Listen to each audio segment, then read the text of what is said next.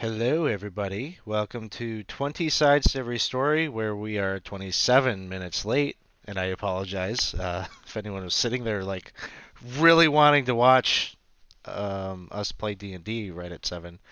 But thank you for the raid, Homebrew Cafe. We always appreciate it. Um, and thank you for the subs. As we kick off here, another one of our community campaign games. We're playing through Temple of Elemental Evil. Apparently, it's session 10, so we've gone through quite a few sessions here of the latest unreleased as of now original Adventures Reincarnated. We're privileged in that we've been given access by Goodman Games to kind of preview their content here. The book's coming out next month, so I think people that got pre-orders and such will start seeing those arriving on their doorsteps here soon. Um, and it should be arriving in game stores sometime next month. So, yeah, so if you're enjoying the playthroughs, you want to get a copy yourself, run it with your game at your table. Definitely pick it up and check it out. We've been having a lot of fun with it so far.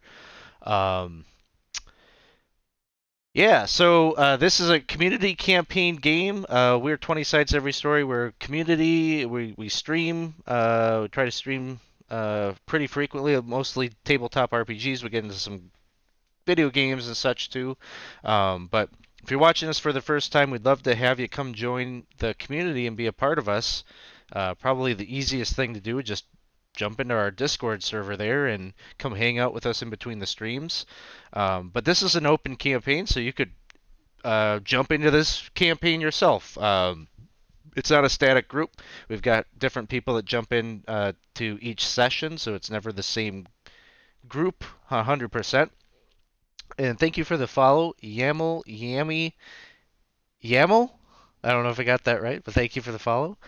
Um, yeah, so the way this works, if you want to get into a game, I always post the sign-ups in our Discord server. So you can, if you jump into the Discord server, you'll see when I post those, and you can get your name on the list and see if you might be able to jump into a game.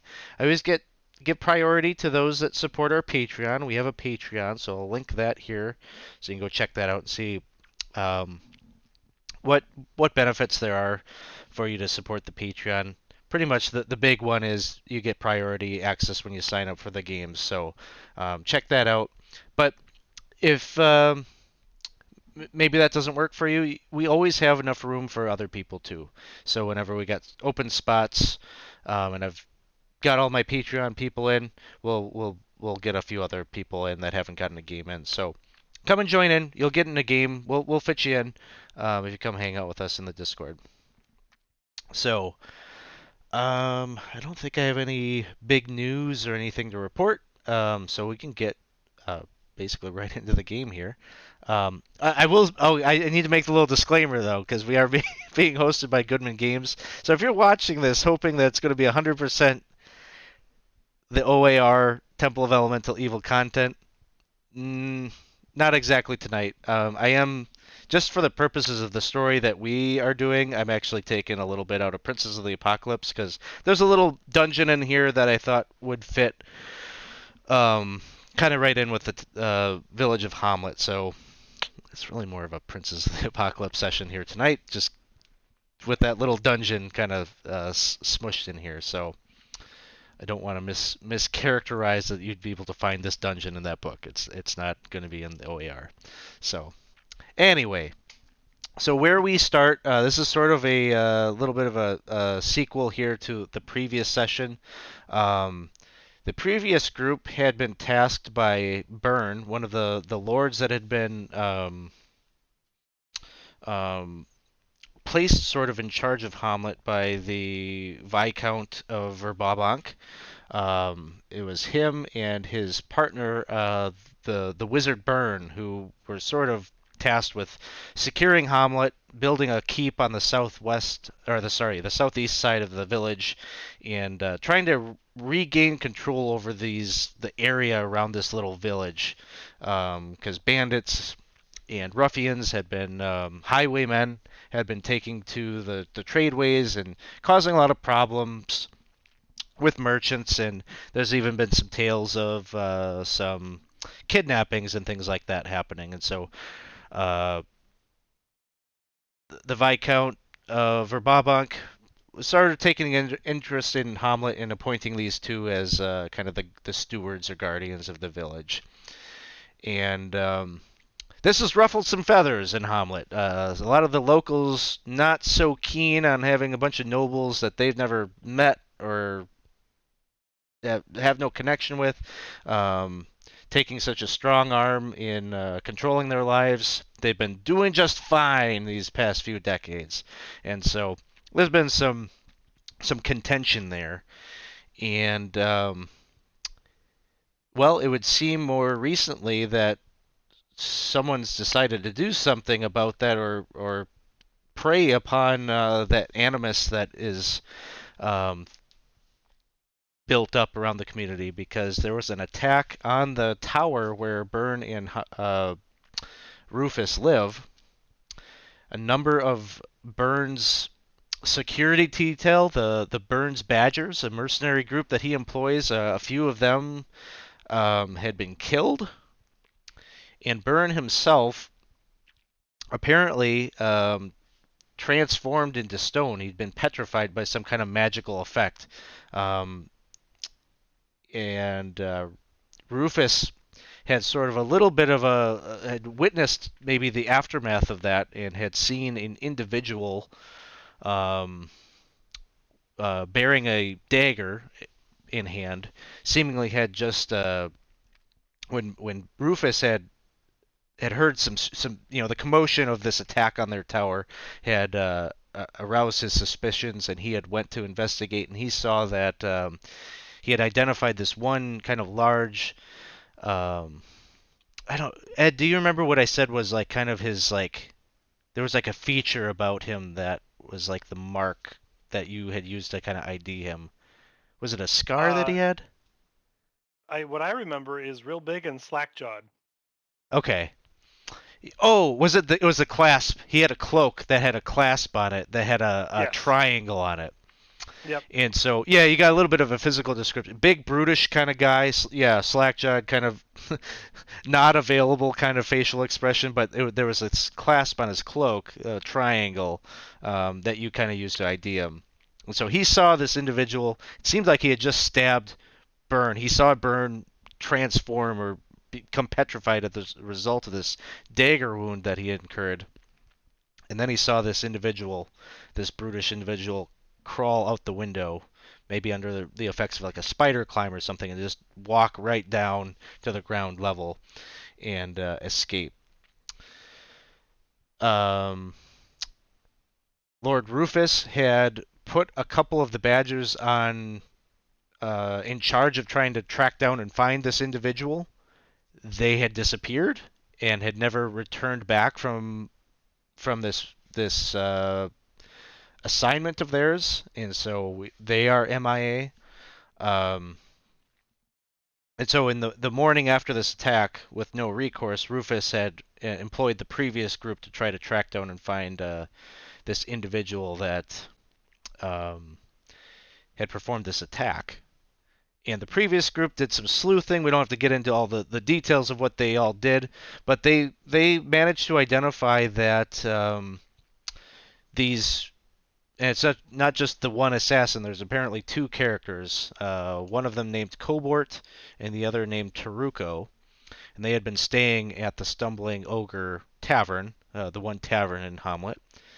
And Teasley and one of the other characters from the previous session, they had found their room and identified that they had some connections to a number of the residents in Hamlet. One of them, chief among them, was the elder, the oldest resident of the village. His name is Elder Nevitz, and seemed like they were kind of grooming him a little bit, um, kind of preying a little bit on his prejudice against Byrne, and trying to gain influence over some of the residents of Hamlet. And so the previous group went to Elder Nevitz, his manor, his residence. He has the biggest house in town, definitely the most well off individual in town, and discovered that there is a well on his property that leads down into a cavern. And they had to deal with a number of these little mud mephit creatures that were kind of guarding the entrance to this dungeon complex. Um, and they did. They dealt with them and took care of that. And then there was a little bit of a Inquisition kind of little conversation that was happening with Elder Nevitz after the fact. And turns out that he indeed um, very much thinks that what this Cobort and Taruko did to Burn was a good thing. It was a justified thing. And it sounds like he was told that this was a good thing by some stones or something. There's some kind of oracle or something down there in those caverns that he used. He described them as these large stones that could kind of shift around. You could ask them questions, almost like a Ouija board kind of setup. They might position themselves in different ways to kind of give you a very vague answer to whatever your question was. And, he seems like the kind of person that probably read into whatever those stones, however they formed themselves as an answer to his questions. He was going to believe whatever he was predisposed to believing. And it sounds like the stones kind of told him that these two were going to come to town and solve his burn problem. This outsider that had come to town, and so that's where we kind of left off. Is kind of realizing that Elder Nevitz was a dupe, and it sounds like Cobort and Taruko may be down there in that down below his estate in that well, wherever that well leads. So that's just kind of the backstory as we set up here. Now, four of our characters don't know any of that, and so we're gonna see how this kind of plays out. Teasley was a holdover from the previous session, and so I think we're gonna see Teasley in just a second here, maybe looking for some friends to go dungeon delving. But before we get into all of that, we'd like to do some character introductions, just so we can get a sense of who our characters are and let the audience know who's playing with us here. So I don't have a prompt or anything, but you all have very distinct characters with their own stories. Tell us whatever we need to know to really understand the character. Um, and so we'll start right off at the bottom of my screen here with Humboldt. Hi, I'm Casey. I'm playing Humboldt. Um, I'm a barbarian, wagoneer, matchmaker. I have my donkey Oti. He's outside. From what I'm hearing, he's probably not going to be joining us down in the well, but he's always trying to get in the inn now. Since a certain number of druids have been talking to him and putting weird ideas in his head. Um, being a barbarian, I up till now had been relying on my scars and my general winning disposition to keep me out of danger. But I just recently acquired a new suit of armor. Uh, Fresh leather is uncomfortable. So I'm a little bit creaky at the moment, a little bit squeaky, a little bit shiny, a little bit oily, and I walk a little John Wayne right now. Well, there's no rain outside, so no danger of that shrinking or anything. So as you were talking about uh, the donkey. It just occurs to me there was a detail I left out about the previous session. It has nothing to do with the donkey, but the Lord knows. tavern owner. Another fact that we learned was the tavern owner, his son, his very young son, who would be probably attending to the donkey had he been here. But it seems like he's been kidnapped by whatever. Sounds like sort of by Cobort or Taruko, to sort of buy his silence about what he knows about what they've been doing. I only mention it because he would be the stable boy that would you Humboldt probably maybe noticed that he's absent as you Oh, of came back. course. On the day when I can just barely walk, he's often, having a good time. Well, that's fine. He's young. Yeah, he's out playing somewhere. um, Next up we have Teasley. Right, well, I'm Teasley. I'm a halfling, and I'm really beat up because those methods sort of beat the tar out of me. Um, Thankfully, I got healed up, and I'm okay. But I'm a little worried about that. Um, and well, I'm here to find others that might be able to get hit instead of me.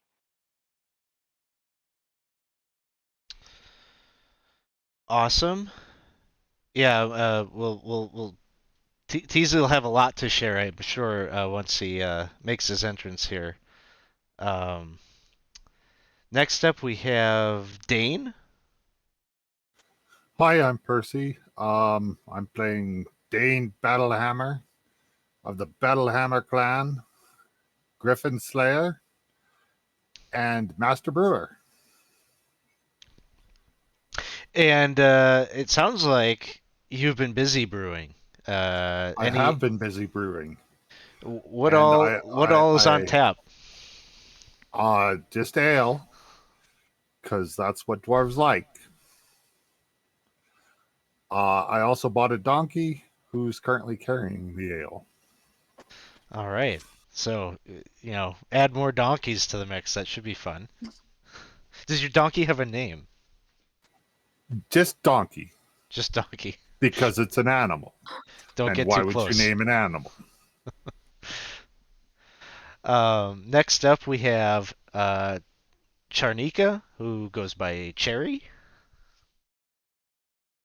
Hi, I'm Lindsay. I play Cherry or Charnika. She's a tiny tiefling barbarian who carries around a big axe. And yeah, she's just kind of a chipper bean, ready to go with the flow and find some adventure. All right, and then last but not least, we have Marcus. Hi, I'm Alex, playing Marcus Dural, a half-elf fighter. He's the son of retired adventurers and sort of following their footsteps, so to speak. All right. Well, that is the crew here. And Marcus, Cherry, Dane, and Humboldt. Um, you all have kind of identified each other and gathered up here in the Stumbling Ogre. It's afternoon-ish. It's like about 3 p.m. as you're kind of coming together. Maybe you've had some business in town. You're just kind of stopping in to gather rumors, whatnot. You find yourselves in whatever way at the same table, kind of catching up. And Rhonda, the waitress, she comes up to your table and she says, "Oh, well, hello there, friends. Welcome to the Stumbling Ogre. I recognize a fair number of you, um, uh, and she's got a piece of parchment that she lays down on the table for you to read, and it is the menu of the Stumbling Ogre. There is actually a menu, so she'll hand that out to you and ask you what your pleasure would be.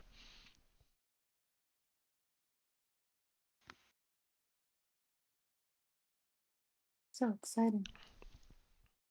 Uh, All right, what time of day was this again? I'm sorry, what was that? What time of day was this again? It's like afternoon. It's 3 p.m.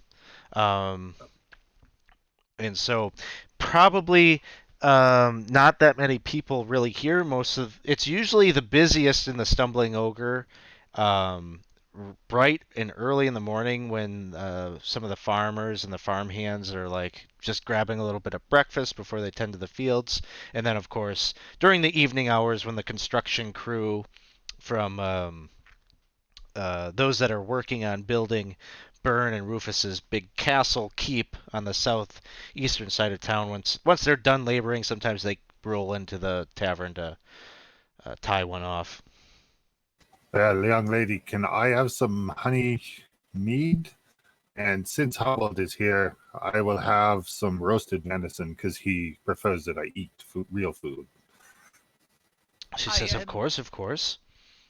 It does tend to mellow you out. Could I get the boiled crayfish? We dealt with a huge wonkin one, and we went to steam them up. Turned out rotten.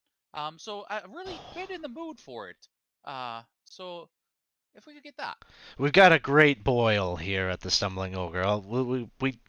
You can't deal with that giant, meat. It just goes bad. Yeah, no, Uh, I thought it would be fine, but it all just sort of gooed out. oh, it was probably ancient. Those things live for forever. It's old meat. Oh, is that how they do it? Oh, I thought they were just biggins. Same goes for the frogs. Don't be eating the big frogs. No, I spent some time inside a frog. I don't want a frog inside of me. No. And she What were you glances doing around. inside of a frog? Kicking, mostly.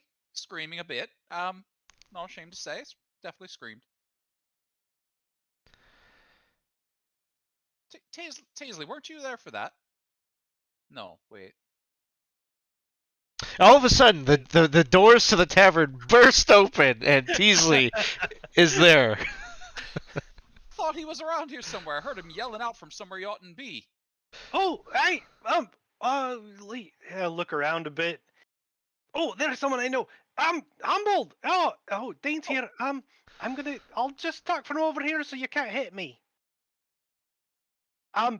So, do you know about It's Weasley, isn't it? No, some days? Do you know about Burn? he's stoned. Wait, Okay, Burn good. stoned? So I can skip that part. So we think we found who did it, and we tracked them, but then these little monster mud thingies beat the living shit out of us, and that was bad. And so now everybody else is healing, and so we know where these guys are, and that's where we need to go. And so what are you eating? You got some food? I just put an order in. You want Oh, something? no, I don't have time.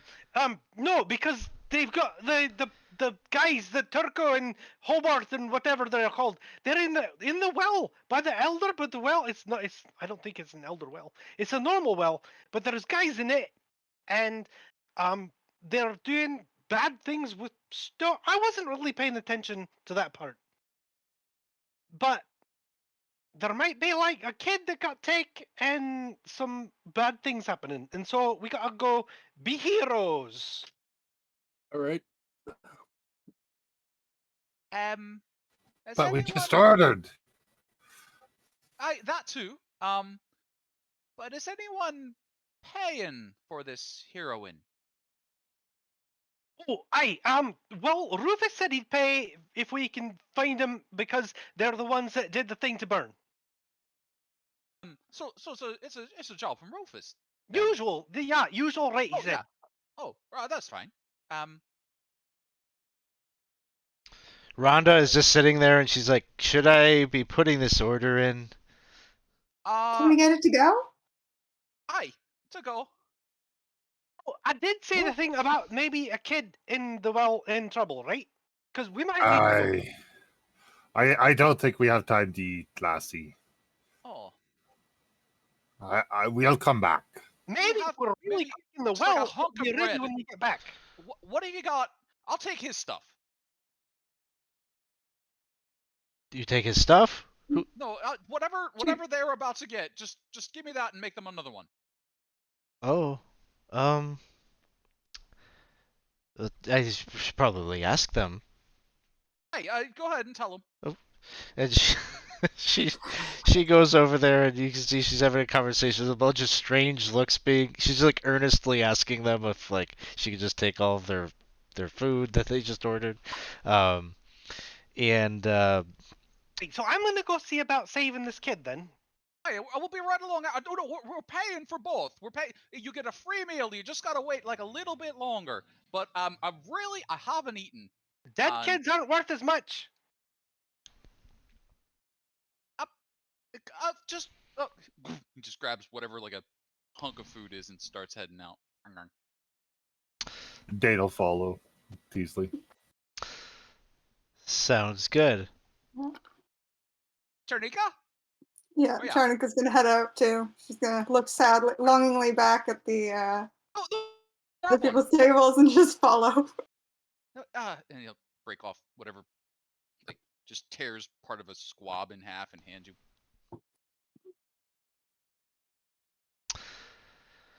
All right. Before we head there, Dane is going to go back to his mule and grab a keg. You grabbing a keg for the road? Smart. Yep. Sounds good. So, We're like 3 buildings away. It's a short road. Been dealing It with the militia is. all day. so right here is where the Stumbling Ogre is. It is but a short walk where you can see all the tokens from the previous session up over here.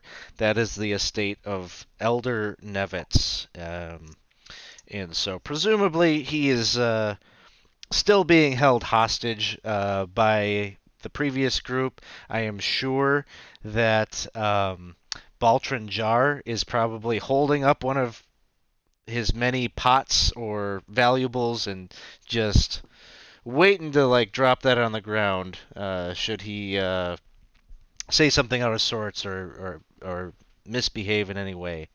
But there is the large manor house. It is a two-story building where Mayor Nevitz, lives. He's got his servants' quarters in the back, sort of a chicken coop in the back there, and right in the middle of the courtyard of all these buildings that the wealthy Elder Nevitz owns is this stone well, which Teasley had mentioned. The well that these mud mephit creatures that attacked had sprouted up from seemed to be the guardians of, and it would seem that down there is probably where the perpetrator of this attack on Byrne is, where they're hiding out. Right, so that's the one. Just before we all go following Teasley crashing down a well, does everybody have all their stuff? I've got one healing potion on me, and well, I think that's about it. I got my ale. What else do I need? Charnika good. holds up her axe. Also, okay, Marcus?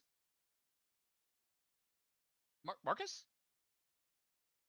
Wait, what? Where'd it go? Sorry, I it's muted, and I am trying to find where they are on the map. You might not have a token on the map. You're over here. That's where Okay. Elder Nevitz's Right. estate is. Okay. Oh, I don't know some of you. Hello, I'm Teasley. And that's the well. Aye. Could you just Okay. hand me that tail from your backpack? No. No, I would feel better if you were heading towards the well and I had a firm grasp on the safety tail. I think that's a bad plan. Oh, all It's right. really hard for me to hide if there is a tail that connects to me. Hey, So- it's just wells are deep. Either Casey or Ed, do one of you want to explain to everybody what you're referencing? So Teasley is wearing a monkey backpack with a long leash-like tail that he has wrapped around himself so that Humboldt can't grab it. That's about it. Perfectly normal. Yeah. What needed explanation? So are we just popping straight down the well? Well, there were monsters in the way, but we dealt with them. They beat the shit out of us. I think I said that before. And there is a child down there, right? Aye, right, somewhere, we think. How'd you guys get down the well the first time? Do you have to jump? Well, we or... didn't go in yet. Oh, The beasties were up here. So at least an average chance that we're going to look down there and just see water. So you look down there. It is daylight out, and you have a pretty good, clear view straight down the shaft of the well. Looks like it probably goes down about 35, 40 feet, and no water. It looks like dry earth at the bottom. How are we getting down? What? Uh, A rope? I've got rope, I think. Let me see what I've got. How far does it look? Well, I have 50 feet of rope. Oh, that's good. I've got 8 feet of tail, but that won't help. There's trees about. We'll tie a rope to the tree, throw it down, and then whichever one of us is the most repelling starts down. Hold up. Doesn't the well have something like the bucket on a rope thing? This well has not been used for that purpose. Maybe in Mayor Nevitz's entire life. It's more or less just a stone foundation that is really an entry point into this complex. So absolutely, if you got some rope, there's the wayward tree that's growing up in the courtyard or a fence post that you'd be able to tie that off and give yourself a pathway down.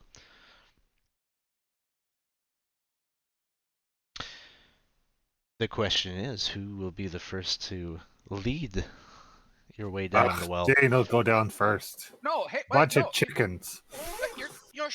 Oh. No, it was cockatrice, but it's similar, I guess. Wait, what? Cockatrice? Oh, that was before the method thingies. Oh, this is such a bad idea. So, Look are we down tying there. off a rope, or is he just jumping down? No, we should hold. We Uh. should hold the rope. Hold the rope. So you tie off the rope, and maybe a few of you there to kind of be spotters for this. But Dane, you make your way down. Oops, sorry. Dane, can you see your token on this map? Yep. Okay. So you make your way down fairly easily. And then you get a good look about the entire cavern that exists. It's a little bit um,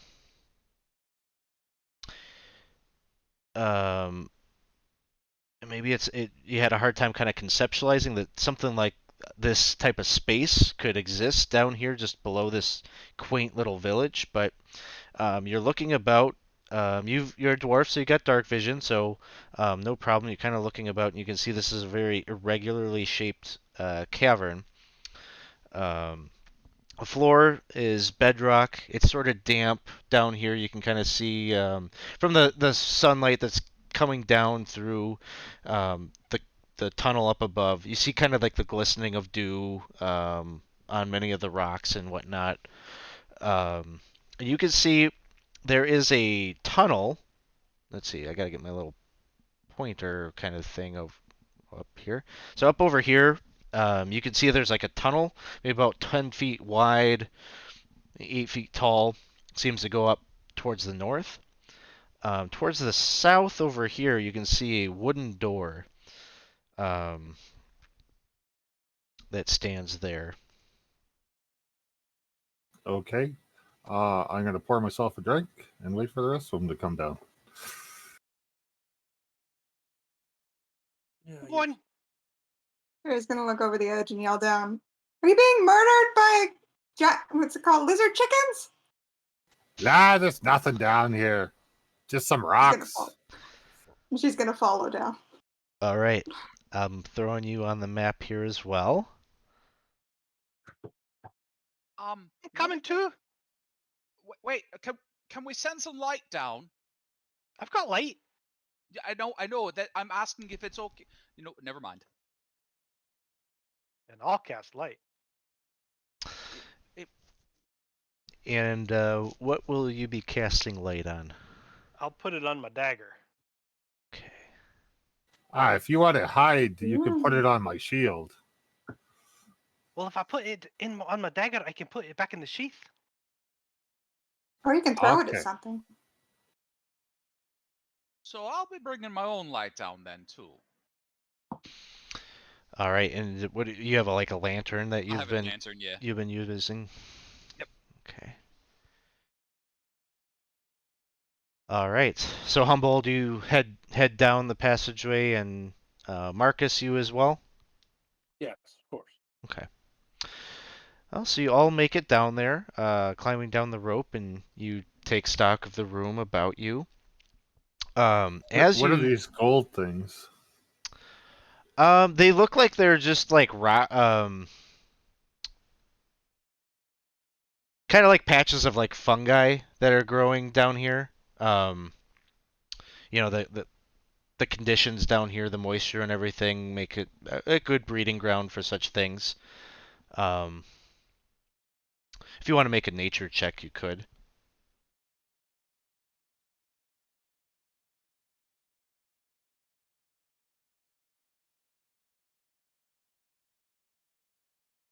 Yes. Remind me. Weapon of choice? Ord? Aye. Dane, you're looking at these mushrooms, and you just have no clue what they are. Not able to identify them. Um, I don't know. With a one, maybe I should tell you that they're an edible thing. That'd be I don't know. You just don't know what they are. I am Um, hungry. I did miss my dinner. yeah. As you're inspecting that, you feel like a tremendous tremor. Like the whole cavern complex kind of shakes, and almost like a minor, maybe not quite like earthquake in magnitude, but it's a pretty strong shuddering and shaking. You can see kind of bits of rock and debris sort of fall down upon you. Nothing dangerously so, but enough that it's kind of like, yeah, you've all probably felt this sort of phenomenon once in a while in the past few days. Ah, shit, Didn't do Weasley, it. you're gonna get me killed again. I didn't do it. Again? Well, It's no a long one died. story. No one died. Aye, but every time that happens, it feels like something has been a really bad idea. And since we just came down here, which way we're going? Oh, there's a tunnel this way, but I haven't checked out the other direction. Well, I we've think we go exhausted through the the knowledge door. I had. Is the door the Cherry, other way, son? Yeah, there's a door to the south. there's a door to the south. Cherry, you're up there and you're looking down that tunnel. You can probably see about maybe like 60 feet out. You can see the tunnel. It sort of dips down a little bit and then curves just like to the right from your perspective and sort of out of sight where it bends and you can't see further down the tunnel. It's not a straight tunnel.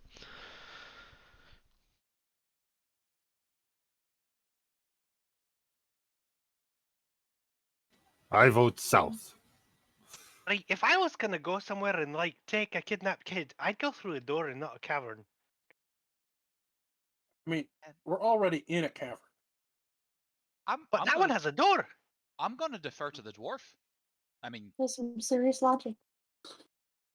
I'm not a mountain dwarf, but I'm a hill dwarf. Oh, But I say we go south. we brought the wrong dwarf. well, no, Armlet doesn't really have mountains. I mean, a little mountain. There are mountains to the southwest, probably about a week's journey. So definitely not like directly near Hamlet, but That's where those damn gnomes are. Cowards. Right, but if there's mountains a week that way, we must be in the hills. this is true. You're near the Cron Hills, or kind of the surrounding area. So you guys, you all make your way over to the door there. Um, and I'm gonna listen to it. okay.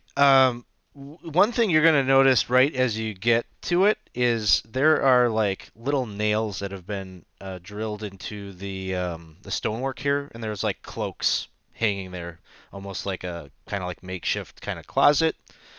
Um, there are also right near the door there. Um, there's like a little crate, and it has a number of water flasks in it. So are the cloaks outside of the door, or you can see it Yes. past the door? Chair's There's gonna like take a cloak. okay. There's nothing. You're looking at the cloak. There's nothing distinct about it. No, you're maybe looking for like embroidery of some kind of symbol or whatnot, and they just look like kind of traveling cloaks, little dusty, a little dirty. Can I sniff what's in the flask or the water skins? You open one up and kind of give it a whiff. It doesn't have any distinct odor to it. Is there anything in it? Yeah, you're swishing it around. It's maybe like half full. All right, gonna pour it out. As you pour it out, it it looks to be water. It's a clear liquid. Um, I'm gonna touch it. it is just kind of wet, grimy earth there where you poured it out. All right, You I'm pour- gonna fill the flask with my beer. Um. Yes. Oh, never mind. I Did, forgot. did you want some? No. Yeah, I wouldn't trust that stuff. What, the beer? No, it's the you didn't even give it a rinse. Oh, It's just whatever. water. You could be kissing. Everyone who's ever drank out of that flask has been kissing. I'm a dwarf, man. Nothing kills a Oh, don't dwarf. threaten me with a good time.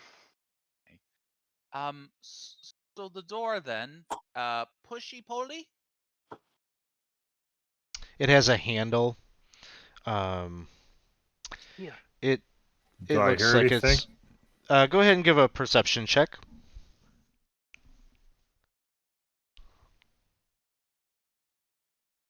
19. You don't hear anything on the other side. Very quiet. Oh, It's quiet in there. hang on. And he covers his little lantern.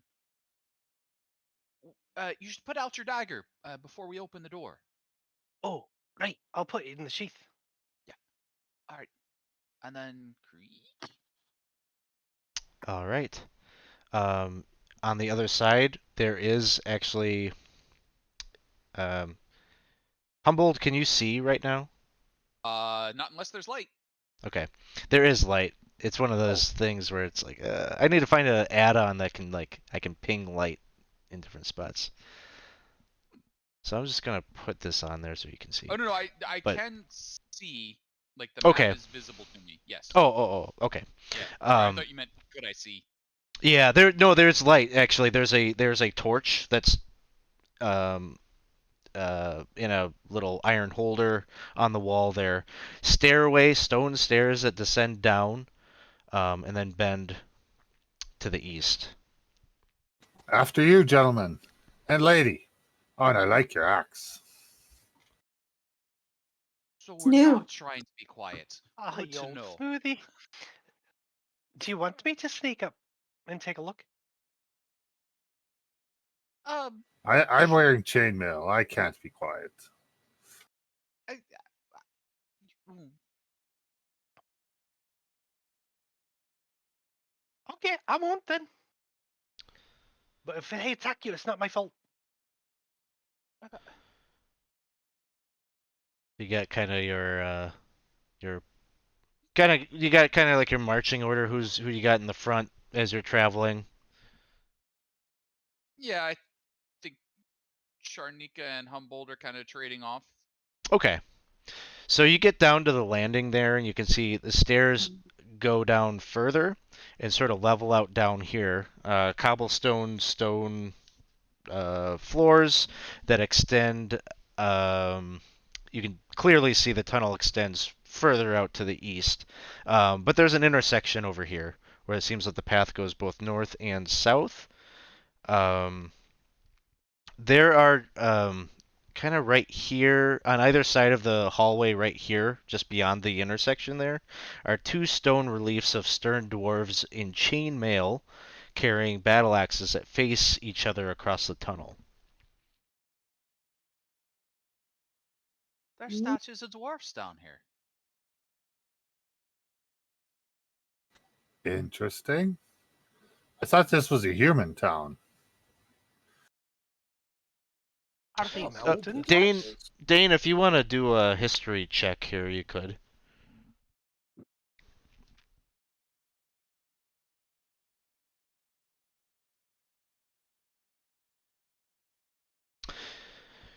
Yeah, you're you're from a different hills than these hills.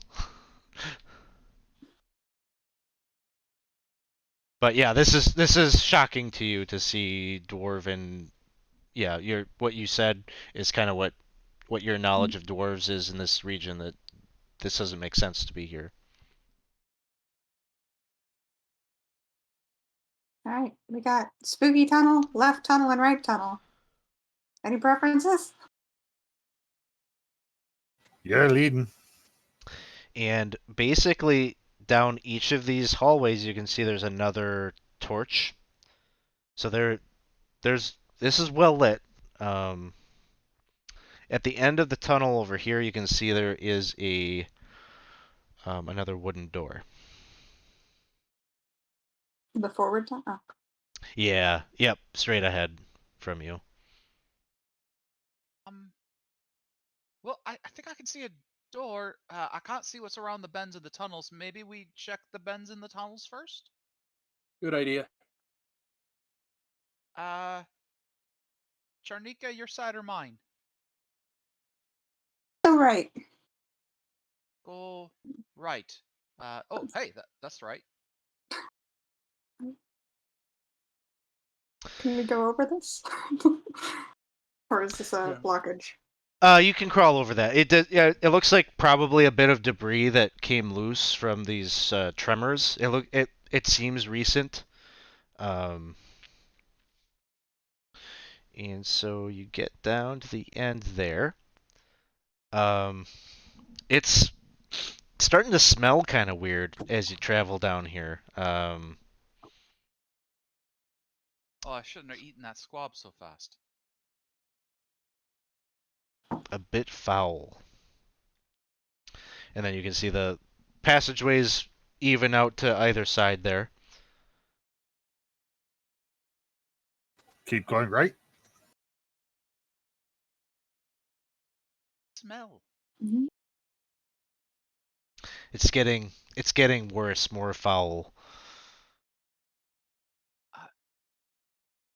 It smells Oh. terrible.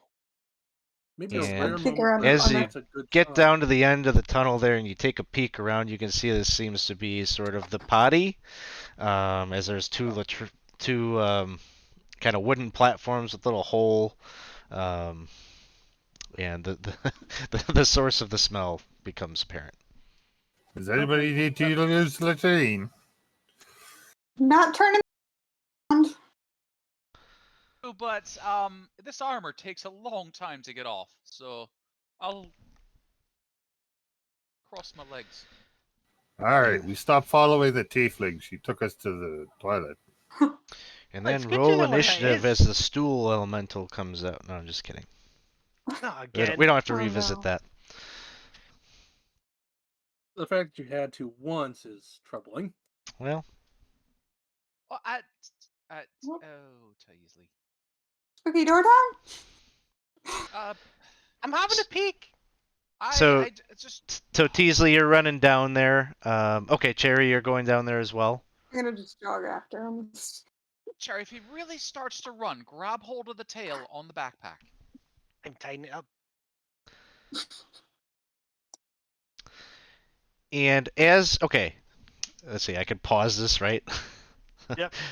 So, right here, we'll say right here. Is this the?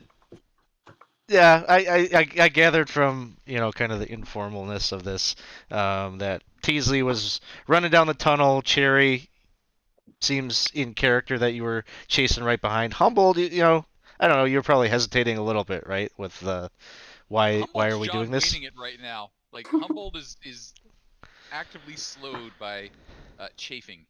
Okay, so right in this moment, I'll let Marcus. You can have a dexterity saving throw, but it's going to be at disadvantage. All right. Oh, that's what's happening. Uh huh.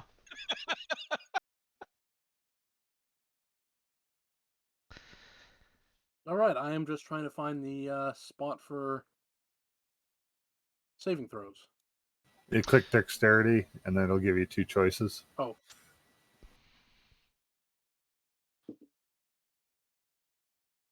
All right. that's 7. Yeah, a 7. So what happens is, let's see, can I draw? Yes, maybe. Can you see that box that I just drew? Is that Yep. visible? Yep. Yes. Okay. So basically, as they're running forward, and Teasley kind of, and Cherry, you as well. You can kind of hear some movement on the other side of that door, and like you kind of hear some footsteps, and you hear kind of like the workings of like some machinery happening as you're approaching. And suddenly, it's kind of simultaneous as you're perceiving that, Marcus, out back by you, these bars drop down, kind of on either side of you, such that you basically imagine, this portcullis on either side of you has caged you in. Oh. And right here, we're gonna roll initiative just to help ease this for me a little bit. So, give me 1 second here so I can put you all on the combat tracker. Okay, now go ahead and roll initiative.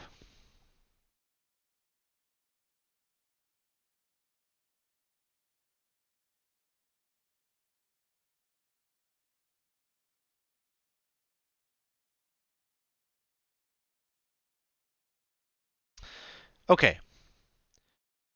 Dane Battlehammer.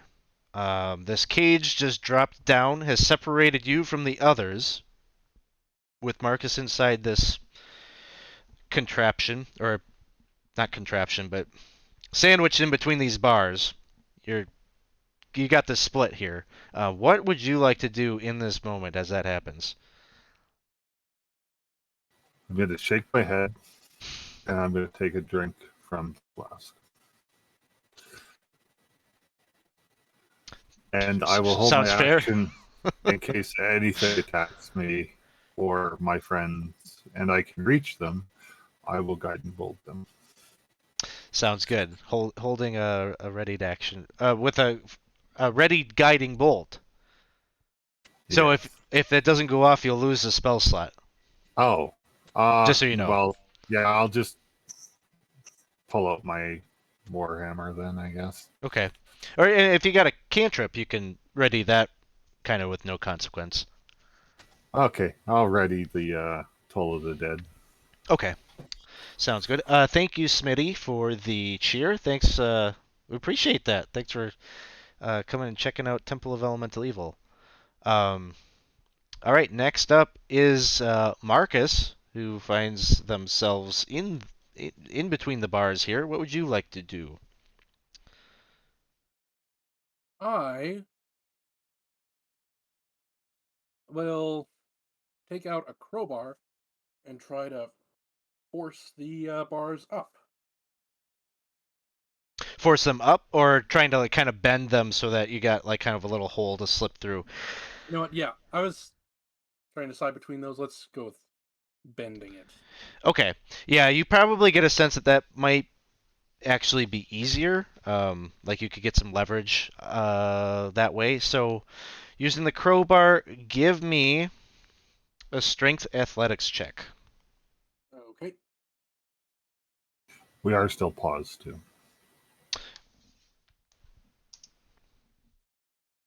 That's a 7. That is a 7. So you managed to get the crowbar basically right. Okay, hold on, because I'll give you an option here. Because Smitty is what a pal here from the audience. Just bought the whole team here a reroll. So I'm going to add to the player rerolls here 5 rerolls, one for each of you in the pool. Would you like to use one of those right away to retry that check? Yes. Okay. Well, Uh, you maybe with quite a bit of time at this level, you'd be able to eventually bend them, but in the immediate moment, just not quite enough to make an impact. all right.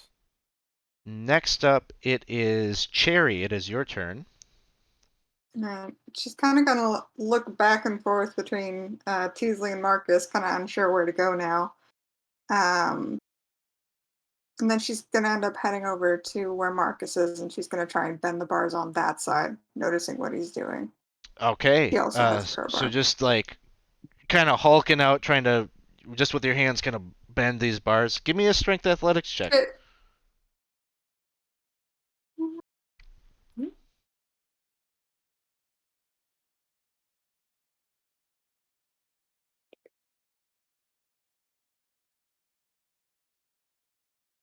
So it's athletics, that one? Yes.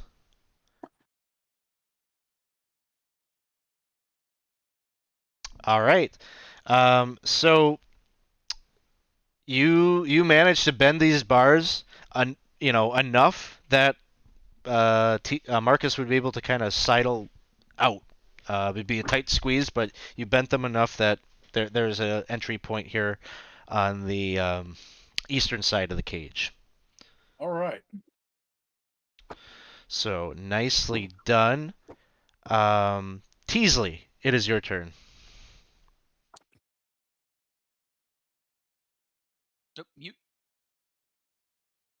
So I heard movement on the other side of the door. Is there Yes. a window or something in it? Is there something that is being used to look out? So you see that there is like the little bouncer kind of slide in the door, kind of at medium humanoid height, where it makes Okay. sense that someone of as a that height would be able to see out. It is currently closed. Okay.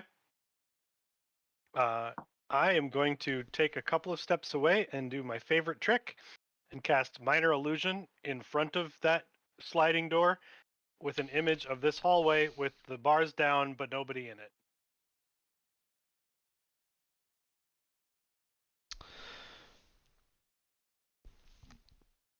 Okay, I think I get it. So like, So if somebody were to look out, it would look like this hallway, but there's nobody in it. oh, nobody in it. So not even so like in front of you is where that is. Yeah. It would Okay. be like it'd be like right there, right in front of the window. Gotcha. Okay. So if somebody were to open that thing, they'd look out and just see an empty hallway.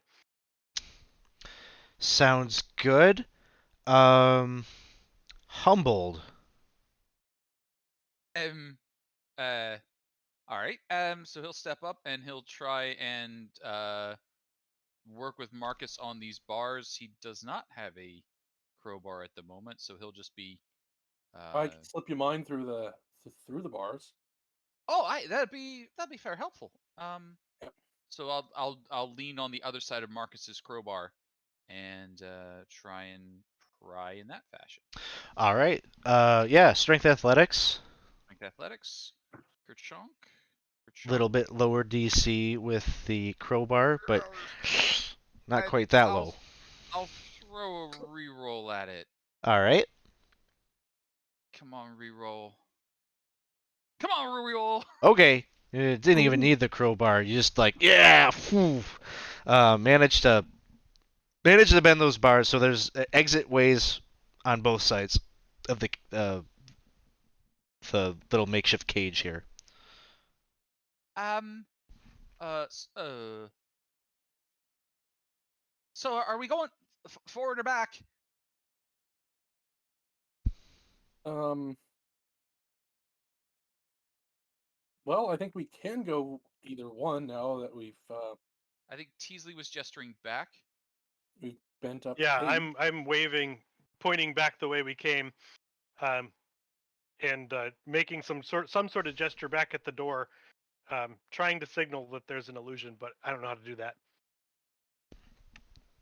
All right. So okay. So Marcus, let's gather back here, and he'll just kind of duck back behind the.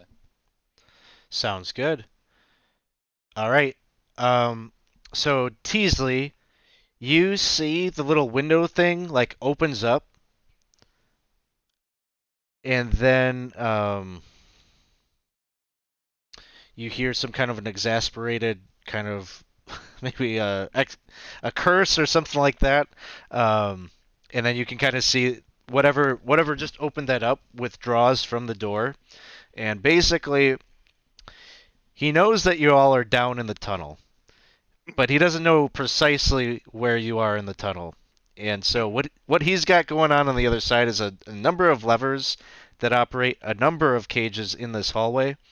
He doesn't know which one to throw right now. So this is going to be a random chance to see where the cage falls down. And there are, it looks like,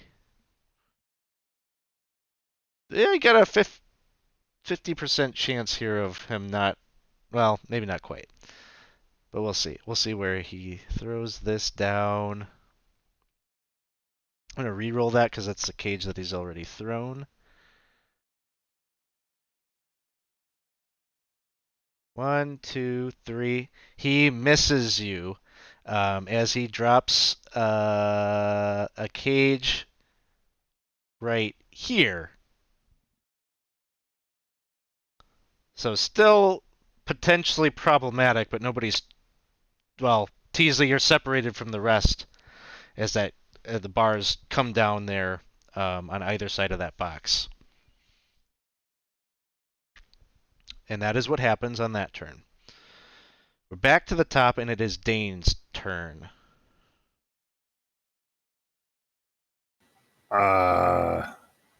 Do we need to get in there? And I'll move forward. Okay, so you get up to the cage there. And I will try and bend the bars. Sounds good. Strength athletics check.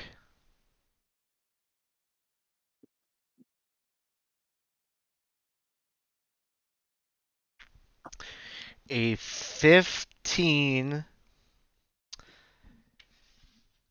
is not going to do it.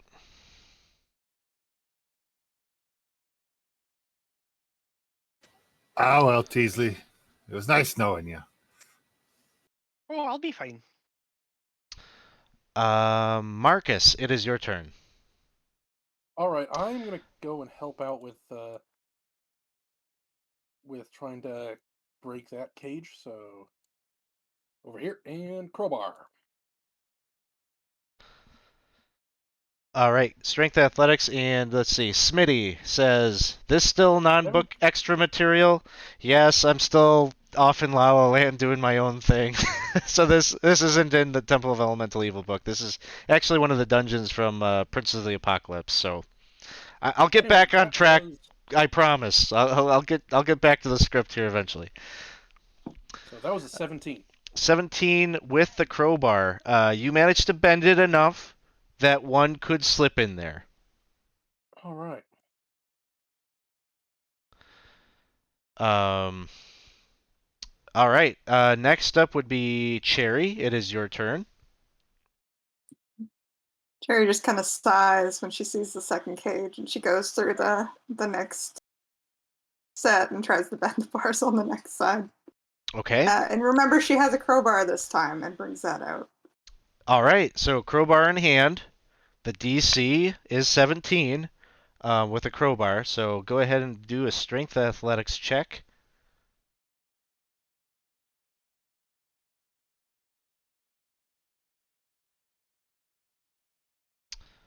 There are 3 rerolls in the pot. Would you like to use one?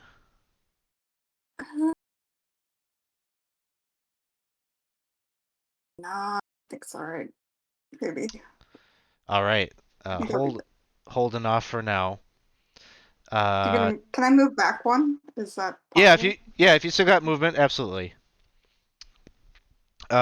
Teasley, it is your turn. Can I tell which way the door opens? It opens into the room. Okay. I am going to get up into this corner and I'm gonna hide. All right. Not particularly well. Humboldt. Are you kidding me? Um.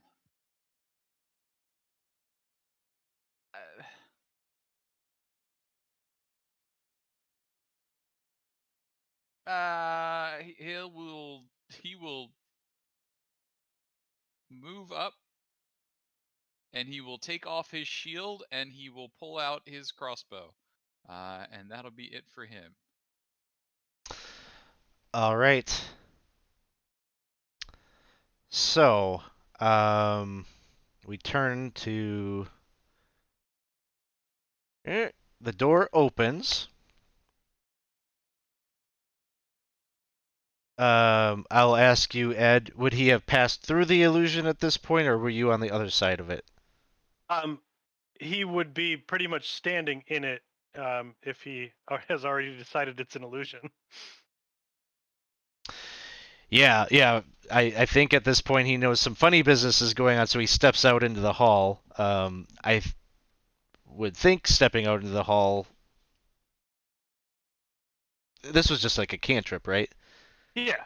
Okay.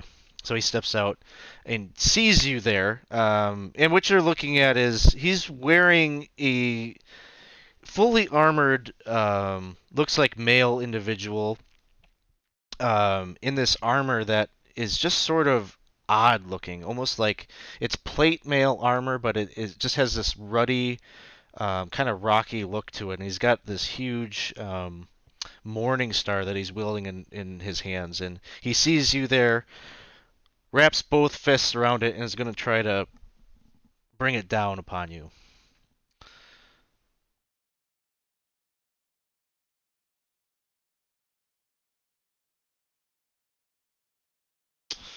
But Oh, that a helps about 7 20. with no DM rerolls is a miss. And he has multi attack, so he does have a second attack.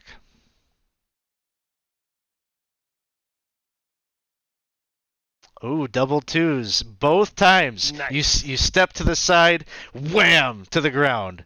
He tries to go and compensate to the other side. Wham! You sidestep, and he's just playing a little game of whack-a-mole right there. We're back to the top. Dane, it is your turn.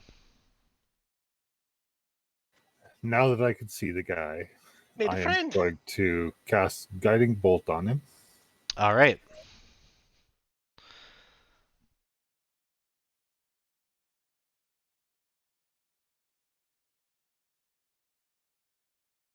$16 isn't enough. I will use a reroll. All right. 23 will hit.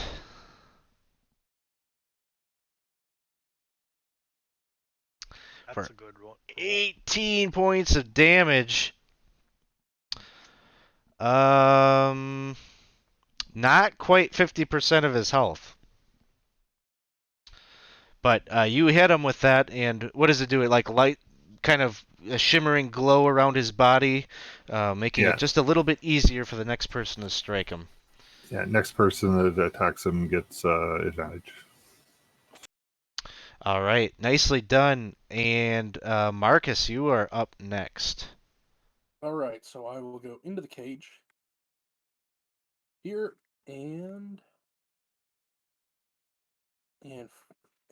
use a crossbow bolt. All right, and you have advantage from the guiding bolt. Okay, I'm guessing that prompts when I 16. 16 will miss. Would you like to use? There's 2 rerolls in the bank. Don't want to waste those, but I think I will. Yeah. Natural 20. All right, so it is a critical hit. So you got 2 choices here. You can take the normal critical hit damage like you normally would, or you can roll on a table to see what the effect would be. Oh, they've heard. You know what? I don't know anything about this table, so let's do it. Okay, I'm going to take the gamble. Go ahead and roll a d20.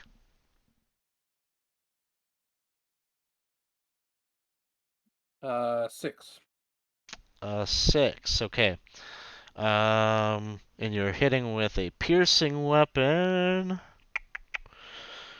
Okay, a 6. Good hit. Do not roll your damage dice. Instead, deal the maximum result possible with those dice. Not bad. Okay. That's pretty good. So that is. I'm just gonna hit the damage macro anyway because I can't think of what. Oh, 1d8 piercing Okay, and what's your dex modifier? +1. So that. Okay, very nice. So your bolt strikes through his armor and pierces his chest.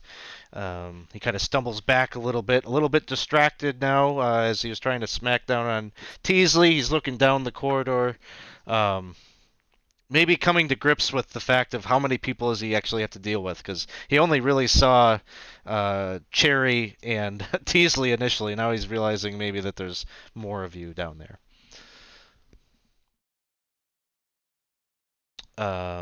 Hey, oh, it's Shady Bonsai. Thanks for stopping by to farm some EXP. Good to see you. Next up we have Cherry. All right, she's just gonna dig into her bag, pull out a javelin, and is he able to pass Marcus, or do I need to move? Because I can move to the corner if I need to. Sorry, I didn't quite catch it. Oh, sorry. Um, she's gonna move up a bit and then throw her javelin at him. Oh, yeah, no problem. Yep, you can do that through the bars there. It will. I'm gonna say a javelin because it's like a thrown weapon like that. Like the crossbow is one thing, but throwing a javelin through these bars might be a little tricky. So I'll say the attack roll is at disadvantage. That is fair. And a 10, Very good. you're trying to kind of thread the needle there. Just don't quite get the power behind it that it needs to get to him. And she's gonna step back again one so people can get to her. Sounds good. And Shady Bonsai just redeemed by players a reroll. So I'm adding another reroll to the pot here for you. So you're up to 2. Thanks, Shady. Next up we have Teasley. All right. Is the armor he's wearing composed of metal? Give me. I mean, it's only going to affect. I'm in a shocking grasp, and I have advantage if it's metal armor. Yeah. So Okay. it's not. It doesn't actually affect what I'm going to do. It's just. Oh. Okay. It is not. It is not. But. Okay. Then I am still going to try to shocking grasp him.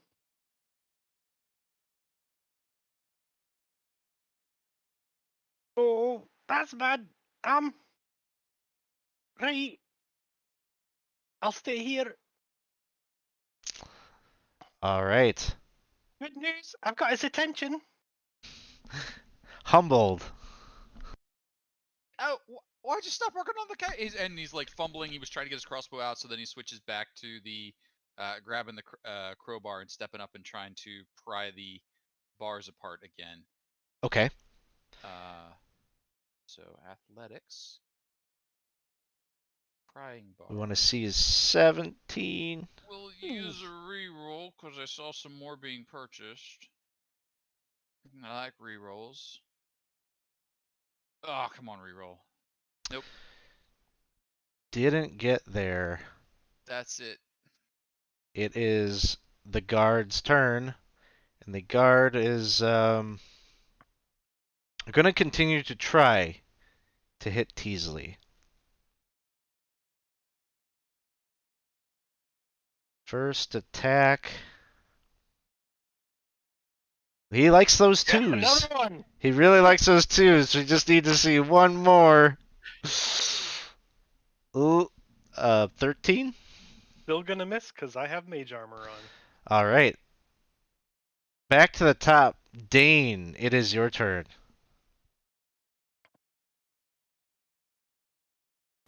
I am going to grasp my holy symbol and cast Toll of the Dead on him. Okay. So, let's see. Wisdom save for me? Yep, 13. All right. He rolls a 14. So it has no effect.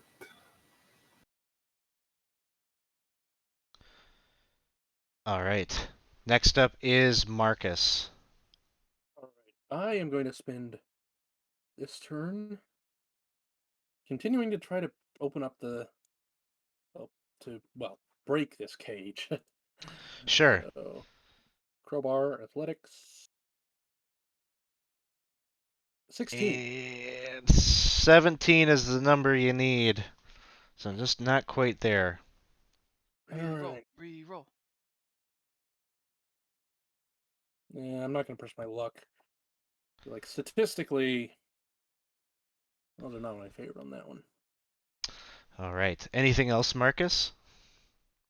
No, because I'm guessing that's an action, so I can't attack. Mm-hmm. Yeah, that would be an action. So, Alright. next up is Cherry. Okay. So Chair's getting a little frustrated with these bars, saying nobody will be able to open them. So she's gonna try and go forward and just swing at it with her axe. No. Okay. Give me an attack roll.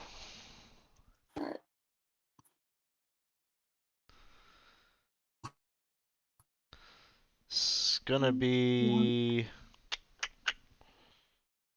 a 19.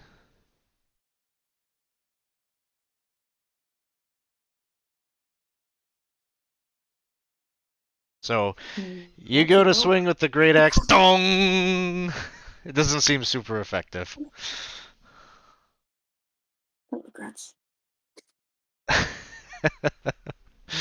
um, let's see. Next. Oh, just thank you for the DM reroll, Smitty.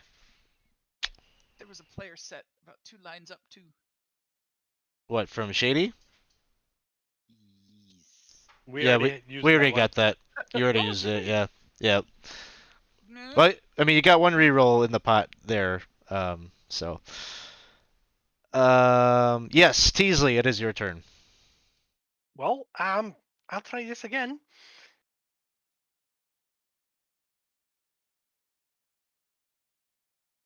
No, I'll keep dodging. I'm really good at it.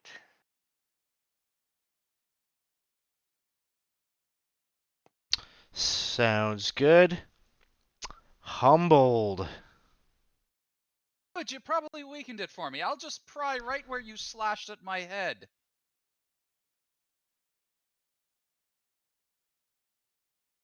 No. You want to try for that reroll? It's the I last really one. do, but I'm gonna save it for somebody else. Do something important with it. Sounds good. Oh, this is so stressful.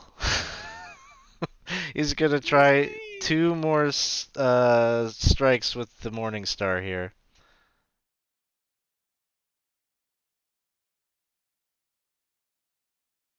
$19. Oh, that's gonna get me. Ooh. 11 points. Oh, that hurt a lot. I'm gonna have to make a save.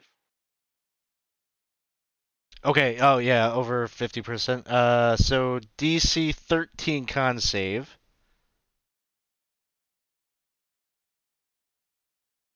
Would you No, like to use that reroll? I would.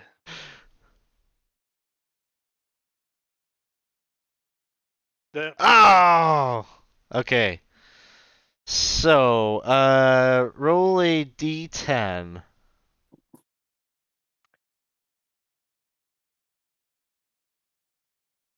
Oh no, I think that's a bad one.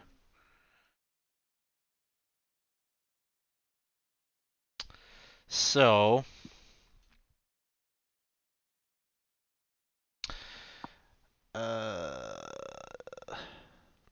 would you would have still been up? This one drops you to 0 hit points, but you're stable.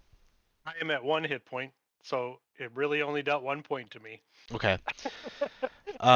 When you drop to 0, roll a d6.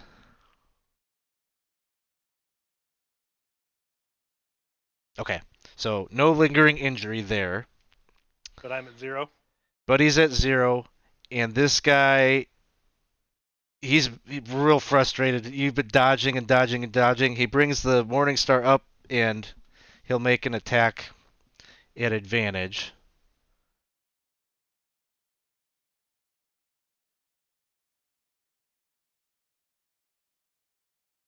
I don't know. Does Miss. the mage armor protects you? The mage armor protected me. So we're back to the top. You can see like further frustration. He brings it down, and like there's just that little bit of that barrier or whatever that ricochets off, and he's just like, WTF face. Dane, it is your turn.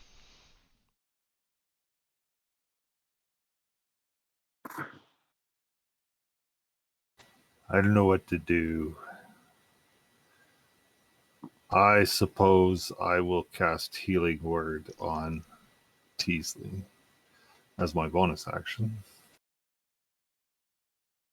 Okay.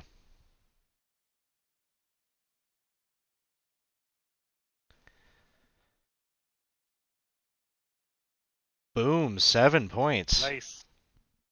That's enough that I could have to make another save. Oh, good. That's awesome. Gets me over half. If I cast Healing Word, can I cast a cantrip? Yes. Okay, and then I will toll the dead him. All right, wisdom save.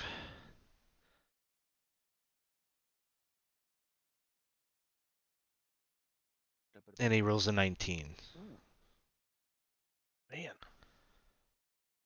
Man. Marcus, it is your turn. All right. I think I will. It's gonna be hard to. It may be kind of inefficient to try to break down a cage in the middle of a fight, so I'm gonna focus on using my crossbow. Okay.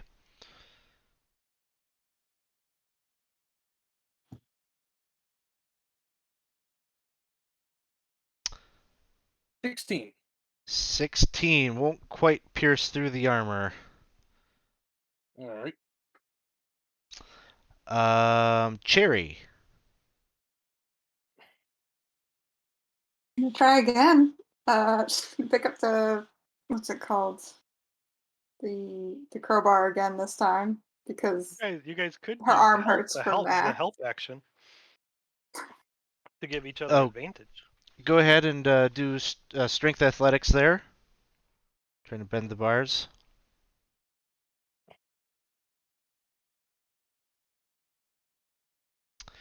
And you got it. 17 was the number. So you kind of squeeze Oh. in there between Humboldt and Marcus and grab the crowbar, and yep, you managed to bend the bars just enough that you can be able to squeeze through and get to the other side. Finally.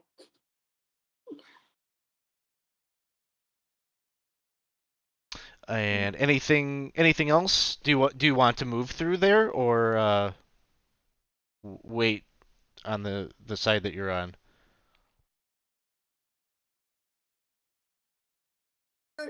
Yeah, I'm gonna move through. Okay. Just be like double movement in in between your two comrades, and then make it through to the other side. She's just gonna get up here. Sounds good. Hey, I Smitty, try to thank wave at the thank guy. you for the cheers. Next up is Teasley. I am going to stand up, look at this guy, take the dodge action, and spin around and wag my ass at him. Sounds good. Humbled, it is your turn. In me. He drops the crossbow. He drops the crowbar. He steps out to here. He pulls at his glaive, and he will try and hit this fellow with his glaive. All right. Glaive. Attack. Normal. I hit Ooh. him with my glaive. Yes. 19 points is gonna bring him down. I would like to do it non-lethal, if I may declare that at this Sure. point. Yep. No problem. So you knock him out. Shut bastard. So, Teasley, are you Oh, that really hurt, but well, I suppose I'm okay. Alright, let's get out of the hallway with the cages, eh?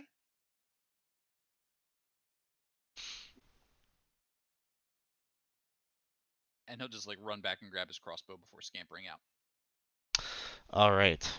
I am going to check the body as I walk through. Oh no, he's a person still. I turned the blade the other way around. Oh, You I'm certainly going to disarm him. so yeah, you pick up his morning star, checking out the body.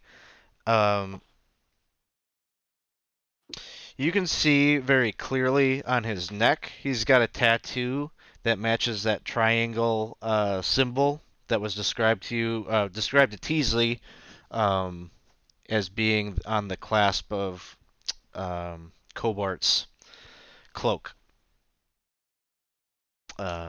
And for everyone else, this was sort of the symbol that was like the signifier um, that helped to ID the man with the dagger, the man that petrified Burn.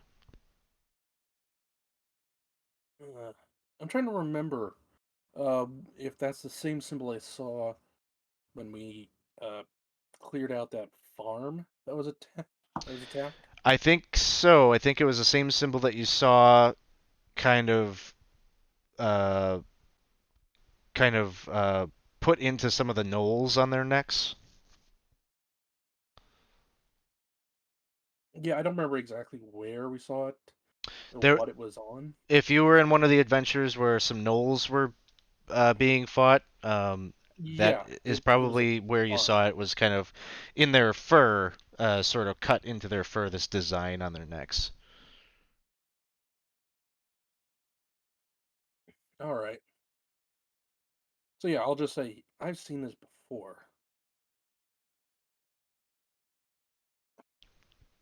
I And just to give you kind of a sense of the chamber that you just stepped in, as some of you are looking around, you can see over right up here, there are a number of levers that are in the wall, 6 in total, and two of them are flipped down, so it gives you a good sense of what those are for. In the room's center, there is an 8-foot tall rectangular stone that stands upright.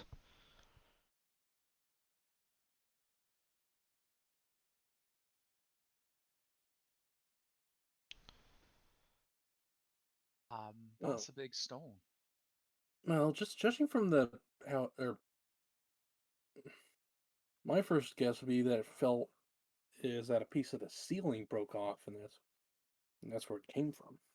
I'm gonna push it and see if it moves. It does not move. It seems like it's actually set into the floor. It doesn't look to you like some of the rubble and whatnot that has been seen in the previous areas. It looks like I don't know. It looks like a platform. Does a bit.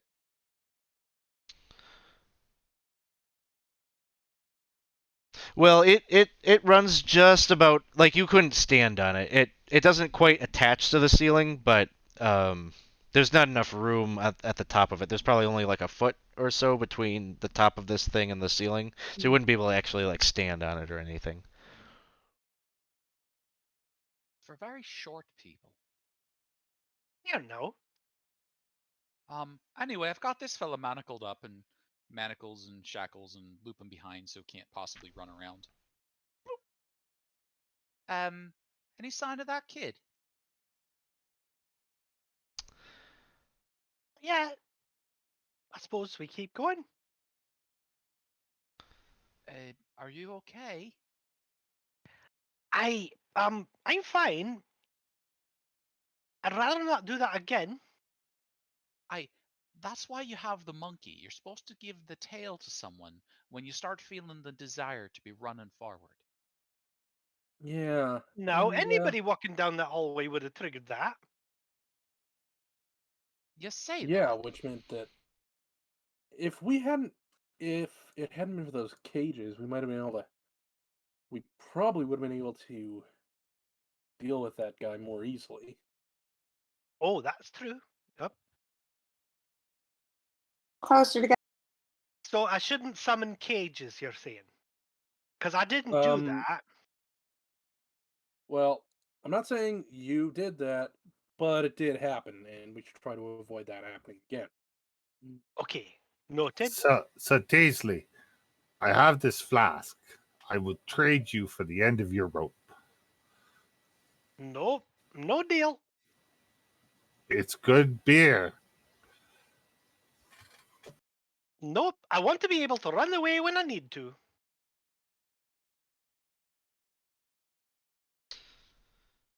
Then Dane will have a drink. I think we've got another door. You do indeed. A really fancy wall. A really fancy wall.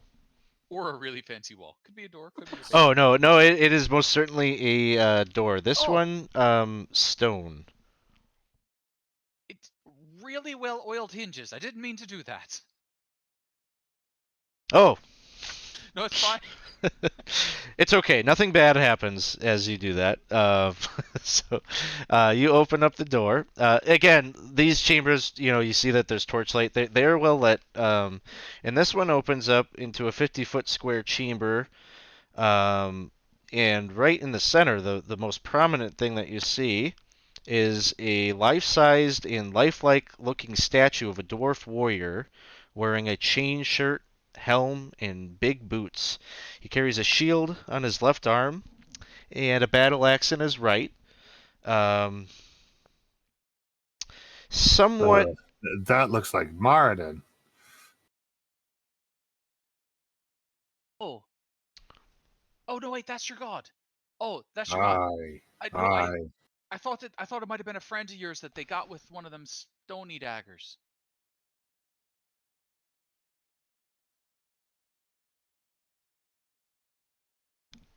As you're looking at the statue, and I guess it's up to you whether you think it looks like Moradin.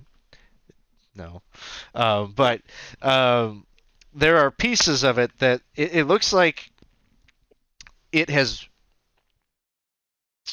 maybe been broken or it was recently broken. Like there are seams in like its arms and its legs and different pieces of it look like it was maybe recently like reassembled, and are being held together with like little nails and such to kind of try to fashion it back together. There is a dagger along with several coins and gems that lie on the floor in front of the statue.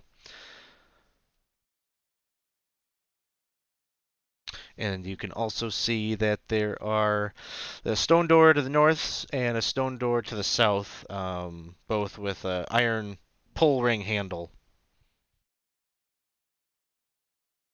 I mean, this sort of says trap to me. Does anyone have the feeling for the magics to say whether it might be the magical kind of trap? Uh,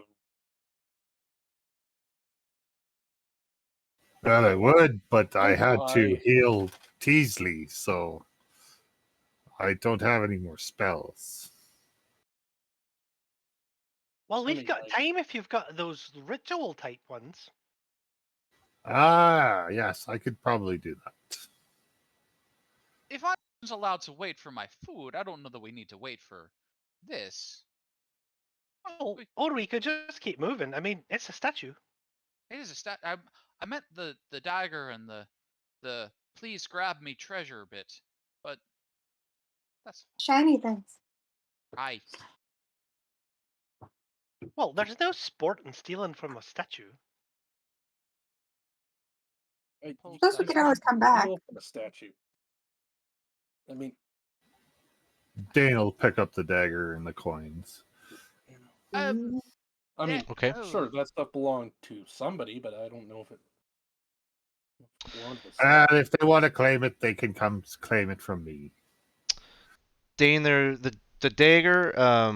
It looks uh sort of ornate.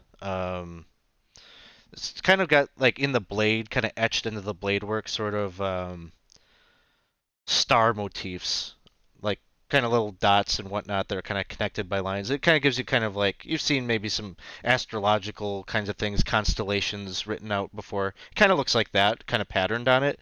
Um, the grip of it is it looks like a dyed leather. It's like a blue leather. So no gemstones or anything on it, but it looks kind of cool. Um, it's kind of a nice little keepsake. I'll tuck it in my belt. And in total, you're grabbing up the coins. There's a total of 440 copper and 253 silver that are sitting here in a little pile in front of the statue.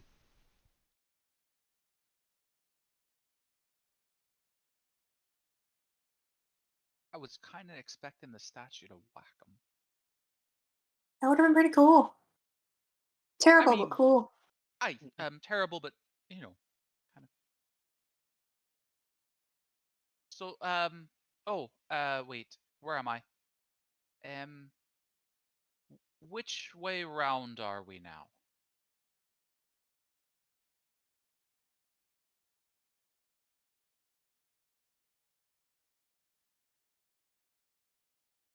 But don't let Teasley decide. That I've sort of, if the well was back there, and his house was up there, I don't know where we are. Right. All I'll right. just sit here and wait. Have fun. How much silver was there? I think we've mostly been 253. going east. East. Yes. So that would put us okay. So this would be then south. So south? Yes. Aye, south. And then he'll go to open the southern door. Okay. You pull it open, and on the other side, you see again torchlight and a 10-foot wide hallway that immediately bends off to the east. I've got more east here.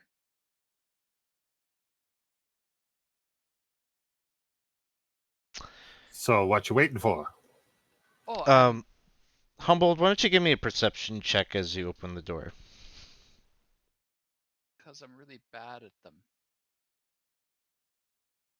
I will assist you. So, kind of right as you were opening the door, you feel like you hear the sound of like a door closing somewhere down that passageway.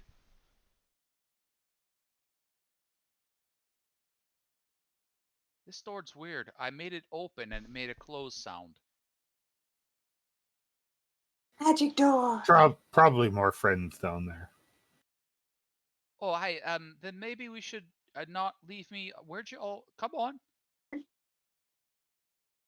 he's got his shield back on and his stick in hand. All right. Oh wait, this is another one of them. He looks up. We got Make a perception check. freaking cages Just and him? wolves. Anybody can. If you're looking up, you're looking for evidence of Yeah, more cages. No try.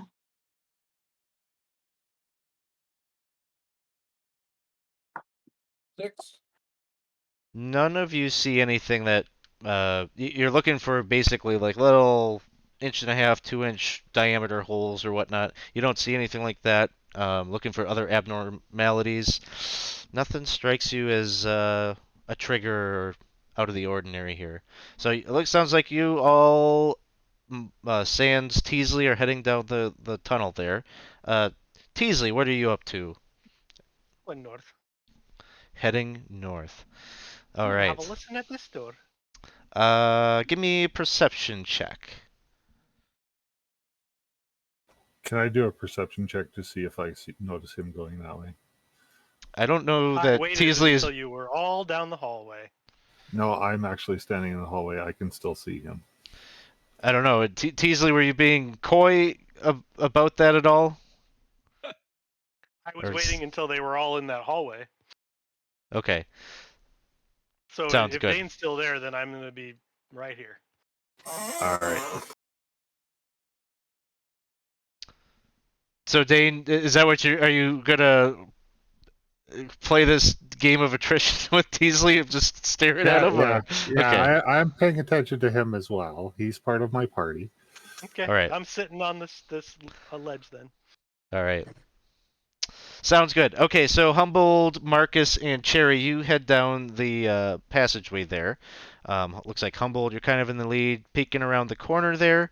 You can see there's another stone door. Right in front of the door there is a wooden chair that is sitting just outside it. How many latrines do they need in here? It is not, it's not a latrine. It's a probably whoever the watch whoever was on watch, waiting for somebody to maybe open a door or whatnot, stood up and went through the other side of that door there. Oh. Are y'all ready? There's 1, 2, 3. there is a lit lantern sitting next to the chair. It gives you further evidence that maybe there was a moment ago somebody sitting here. Weren't there more of us before? Wait, what? It's almost like starting to run for you. Like, were there? Why are they always gone?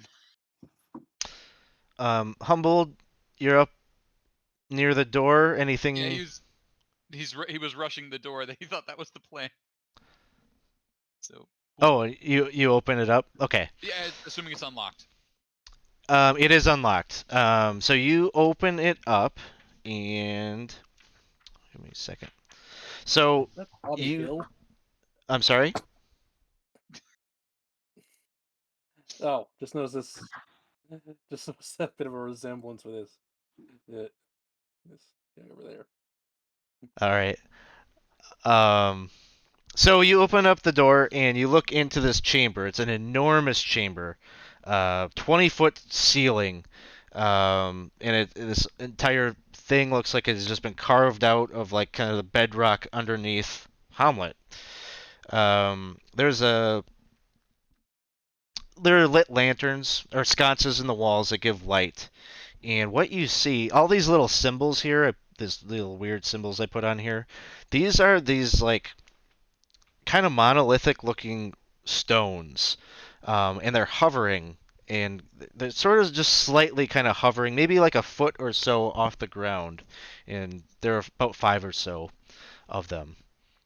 Um, Around the room, around the perimeter of the room, you can see that there are 6 low stone slabs that are set against the walls. Each one seems like it holds a humanoid bones that are kind of dressed in cloth. Um, scraps of tattered cloak and robe. Maybe one or two of them actually has like the remnants of some armor that they were wearing when they were interned here. And Humboldt, you're looking into the room, and there are two humanoid figures here. One bears the resemblance of the person that Rufus had described to Teasley. Very large, standing nearly probably 6 feet, 8 inches tall. Just a bulky guy. He's got a cloak on. The cloak has that clasp on it. He just has sort of a dopey kind of look, and he's kind of calling out. He's having a conversation with this other fellow here, who. So Humble, you've been in the Stumbling Ogre enough, and like even though you've never talked to these two, you've seen them, and you've seen them frequently at the tavern. You never had a conversation with them, but it's kind of coming back to you. Like there's just this like feeling of familiarity about them. Um, this other fellow is wearing robes, um, kind of monastic sort of. It just not like a common type of dress for this area. Um, he's bald. He's wielding a quarterstaff. Um, and the two of them are having a bit of a conversation. The larger fellow is just calling out to the other, "Boss! Boss! There's somebody coming! There's somebody coming!" And the other fellow is just like kind of pointing at the door behind you.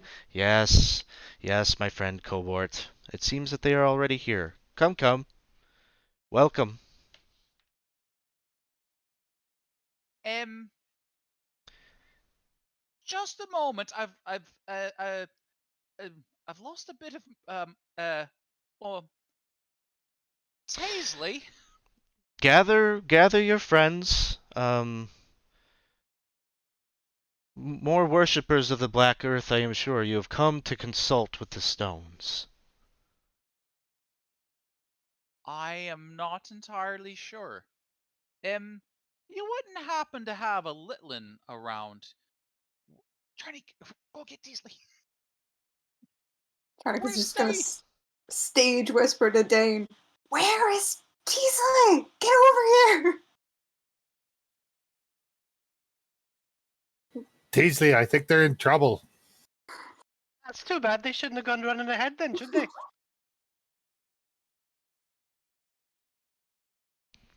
So, Taruko is still motioning for you, Humble, to come into the chamber. I So about that little one. Would you have a Litlin down here? About yay high, lot of straw in his hair. Smells You of speak donkey. of Mr. Gundegroot's youngest. Aye, that's the No, one. I'm afraid that he has gone away with some of my friends. By choice? Well, he is a little bit of insurance.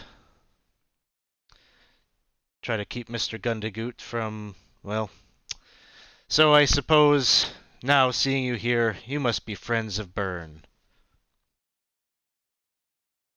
Try and be friends with everyone. But using children as insurance, that's a bit shady. Well, Yeah. Dane, where are you going, Dane? Dane, what describe to me what exactly are you like approaching kind of aggressively? No. Okay. I just walking up to the guy, having a conversation. So I think if you're kind of, approaching in that way, Cobort here probably kind of step in front of you and kind of be like, "That's close enough." And he'll try to kind of, with his presence, kind of back you up a little bit. Suggest it's not a wise idea to move any further. We're all friends here. We're just having a conversation. Taruko, what is this dice roll? That's Teasley. Oh, okay. So Taruko, responding to you, humbled, says, once Byrne and Rufus are out of town, rest assured that the boy will be returned. You could help facilitate that. You are in with the Lord, are you not? I'm just curious. When you say that out loud, and you can hear yourself saying that, you don't get like a feeling in your gut that maybe you're saying something a bit wrong. And he just says, I don't. He moves up to this stone, and you see him press his hand to it. And as he does that, it's floating there. You see the entire kind of surface of the stone just kind of lights up this azure blue.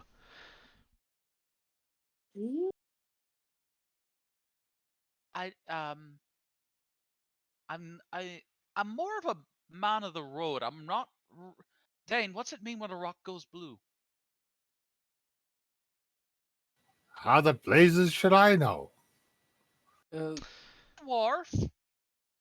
And you watch him. Well, You watch him as he's kind of guiding it. As he's got his hand pressed to it, he guides it just a little bit, just slightly, and you hear him kind of muttering, I've almost got it. I've almost got it. And as he moves it just like that 5 feet over, suddenly you feel another one of those tremors that you had felt prior. And there's some rumbling, there's some debris that comes down from the ceiling, and then it ceases after about, maybe 20 seconds or so. You damn fool, you're going to bring the whole cavern on top of us. Marcus, do you know what's going on? Nothing good. I picked up on the evil, actually. I meant more with the blue, the stone, the magic. Can I roll an Arcana check? Sure.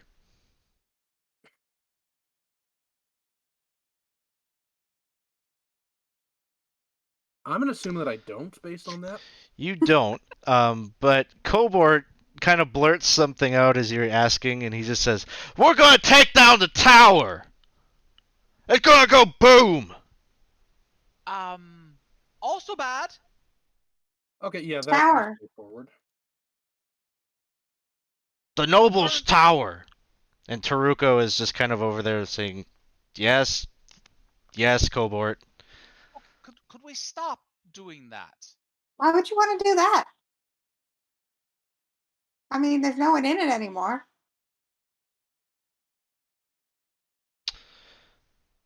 Well, there's still Rufus, the Burns kind of friend, and he was kind of co-sharing responsibilities of governing the town. He's still there, and a number of the mercenary group is still there, so it's not totally vacated.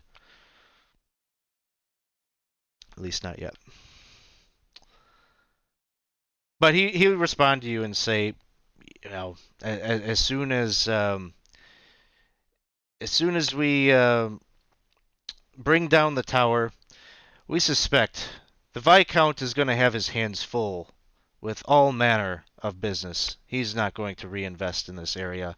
It'll call it a wash, and he'll leave these good people alone and give it back to these people who have lived here all their lives. We're going to get this riffraff out of Hamlet. Speaking on behalf of the riffraff, I had to deal with a fair number of gnolls and other such stuff that I think would have eaten the fair people of Hamlet. So maybe not as bad as you're making out. Yeah. Also, please stop doing that, or I'm gonna hit you with a stick.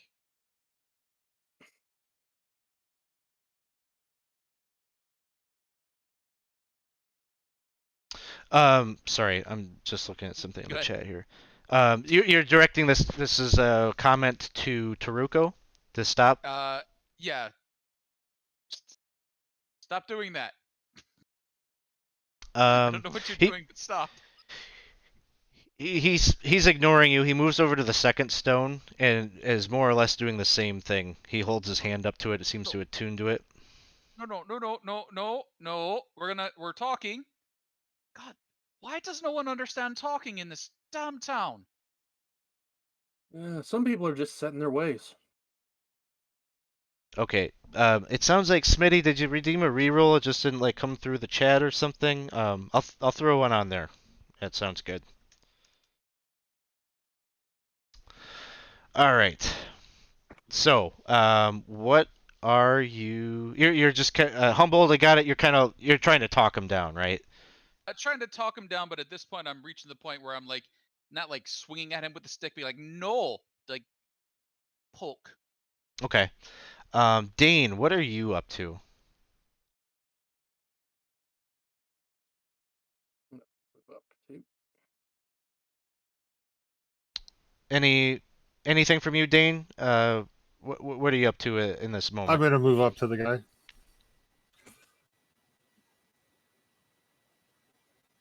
Okay. I'm going At to that, pull out my hammer and I'm going to smack him in the head. I think as soon as you try to move towards him, there's going to be an attempt at a grapple from Cobort. So give me a strength athletics check.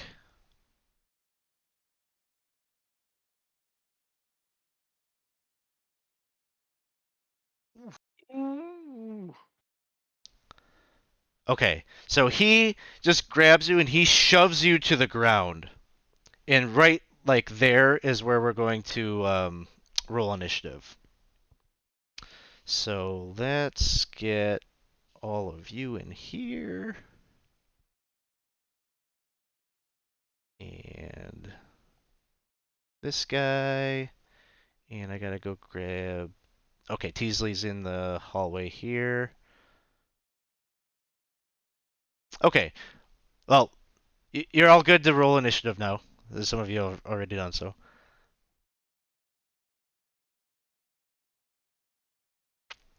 Oh, I like how there's a button for rolling initiative on the turn On the tracker. tracker. Yeah. The Yeah, other it's thing that is not intuitive is if you right click on the little symbol for the tracker, it pops it out so you can move it around and keep it on the screen. all right. So we're gonna begin combat. Cobort. Um, he pulls out a longsword, and he's gonna be wielding it two-handed like, and he's gonna be trying to bring it down on you, Dane. So first attack at advantage. 23 to That'll hit. hit. I think I hit this one. Yep. 10 points of damage.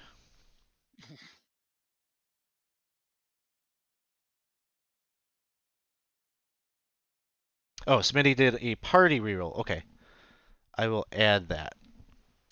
So you guys have Yes, 5 guys. rerolls. Dane, 10 points. Is that more than half your max HP? Oh, yeah. Yeah. Try to make a DC 13 con save.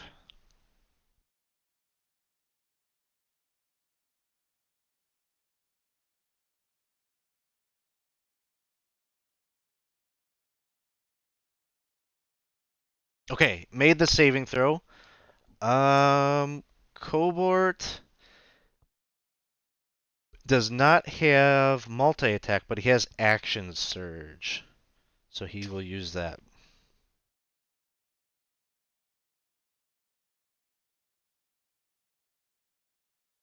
Uh, 19 to hit. That hits. 6 points. And Dade's unconscious. And that's also half my health. Okay. Don't worry about the con save, but just roll me a d6.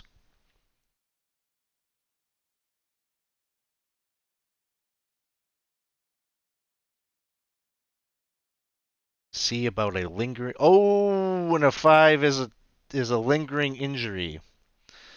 So This is slashing damage. Give me a d20 roll. 16. Okay. So you this cuts into your flesh and you've got a festering wound.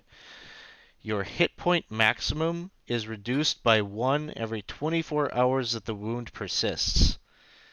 If your hit point maximum drops to 0, you die. The wound heals if you receive any magical healing.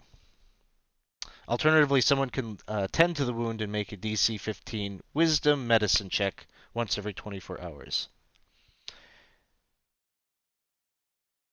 So not so bad. You can deal with that one. All right. So that was Cobort stepping up in defense of his apparently his boss, employer. Dane, you're up next on the tracker. So a death saving throw. And that's 1 success. Cherry, it is your turn. Alright, so Cherry's gonna see Dane go down in one fail swoop, and she's going to rage. I don't know how to do that on this thing, but we're going to do that later. And then she's just going to rush Cobalt and swing the great axe.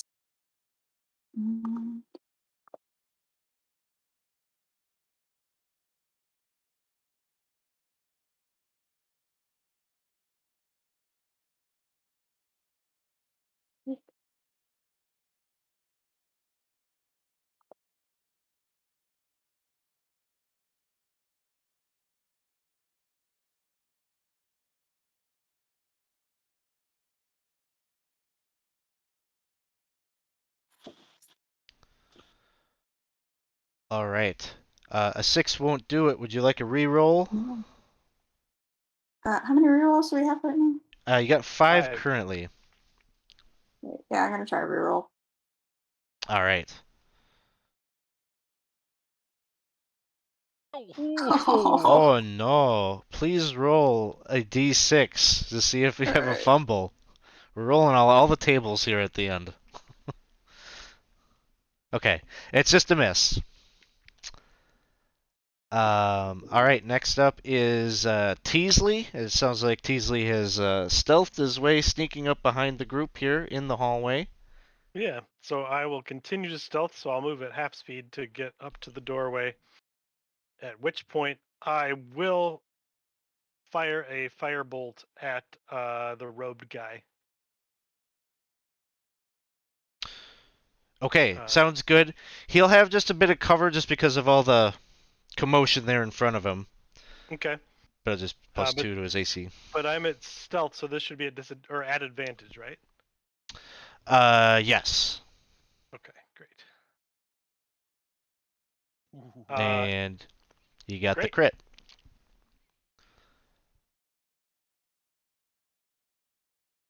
Nine points to Taruko. And then I will run back.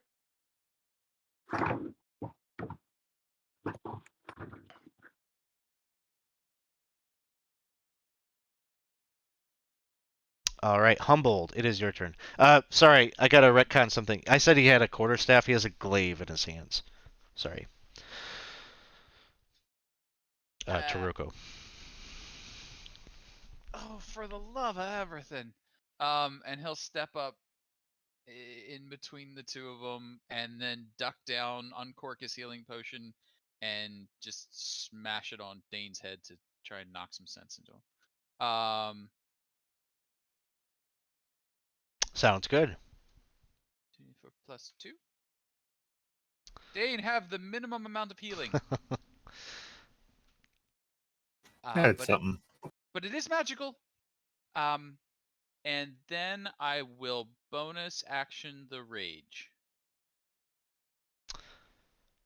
Sounds good. And that will be that. Marcus, it is your turn. Alright, so here. Totally surround that guy. And longsword.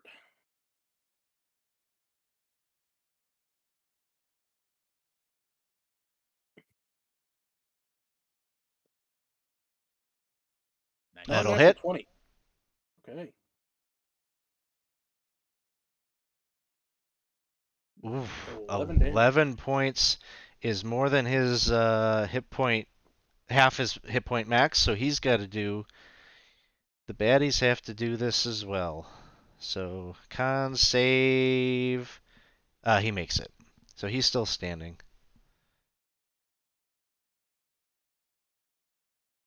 All right. Anything else, Marcus?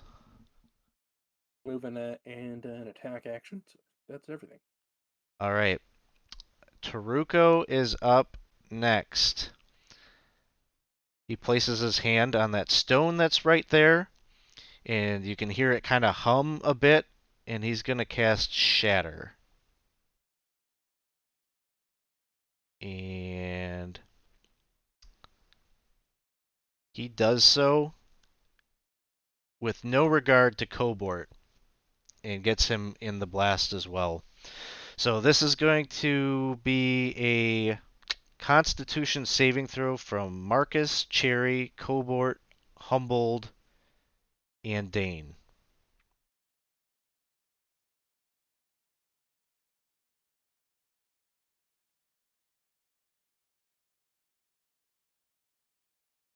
Oh, Cobort.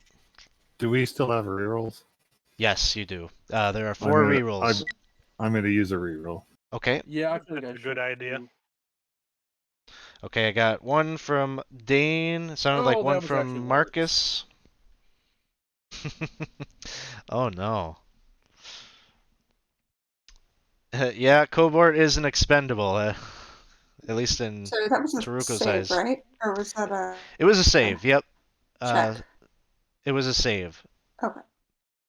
So, Humboldt had a 12. I'm standing on the 12. Standing on the 12? Okay. Everybody except Cherry fails. Uba.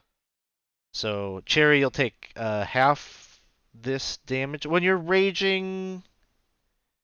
this is bludgeoning damage, so Or was it bludgeon? Yeah, it is I've bludgeoning. got a resistance for that. Nice. So you'll take half So of is the that- half, Okay. and... We do long division. Oh, I'm sorry. I'm sorry, it's thunder damage. Disregard. Nope, never mind. It was getting mixed up. Okay. Where did the spell go?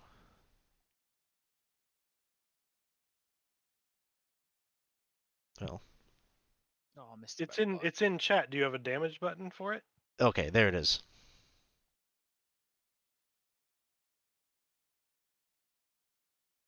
$12 points.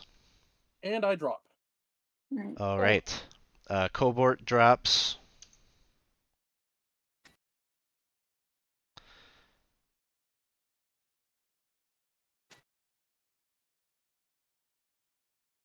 Okay, so I'm at Marcus, -8. Marcus and Dane roll a d6 for potential lingering injury. Uh-oh. So, this was thunder damage. Percy, roll a d20. A 2. Dane, Oh no. Dane, your max hit points is higher than 8, right? Yeah, it's 12. Yeah, yeah. So Dane, the cracking of this shatter spell is left your eardrums destroyed. You have the deafened condition. Magic such as the regenerate spell can restore your hearing.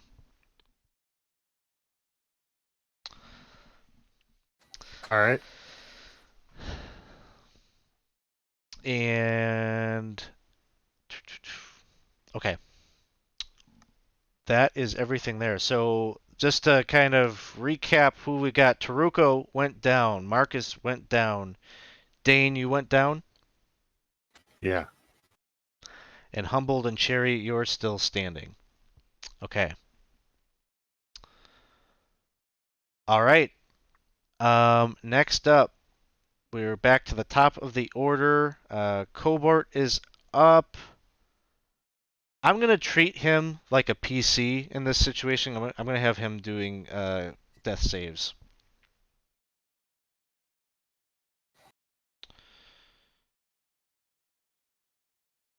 And he has one failure. Dane, you are up. No, I'm Death. unconscious. No, You're I'm unconscious, unconscious. but you are currently dying. So death saving throw.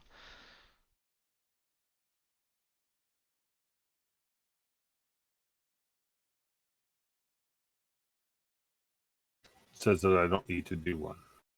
You haven't applied the damage from last round. An 11 is one success. Cherry. The game thinks you still have hit points.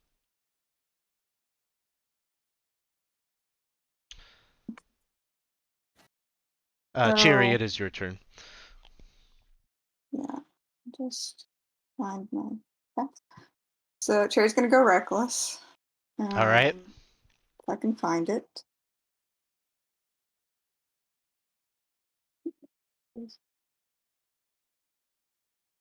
Okay, I can't find it, so I'm just gonna remember how it works. It's advantage, Um, right? It's advantage on your attack. So when you swing, you okay. can just apply that it's an advantage. So then she's gonna rush this Mm-hmm. other guy with a screech of rage and swing her axe again. Uh,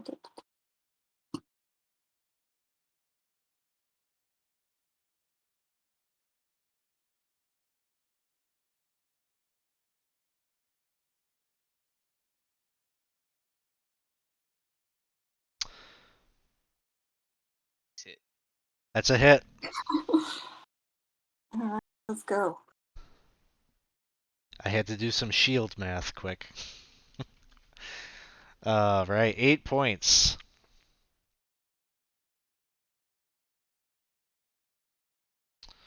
So you clip into him.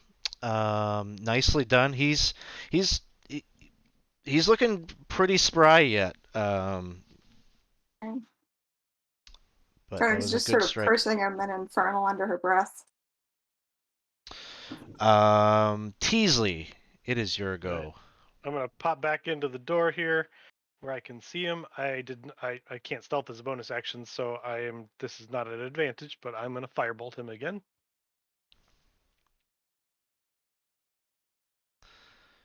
That will miss. I will use Favorite of the Gods to add 2d4 to it.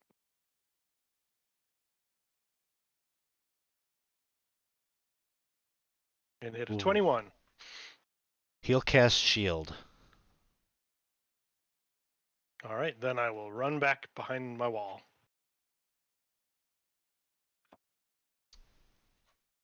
All right. Next up is Humbled. Humbled will follow suit with Charnika, stepping over this way, cursing quite a bit. Yes. Ah! Why does nobody talk? And as he curses, he'll swing his Cordis staff, which may get a bit glittery if it hits. Mm. And he will be reckless, so advantage.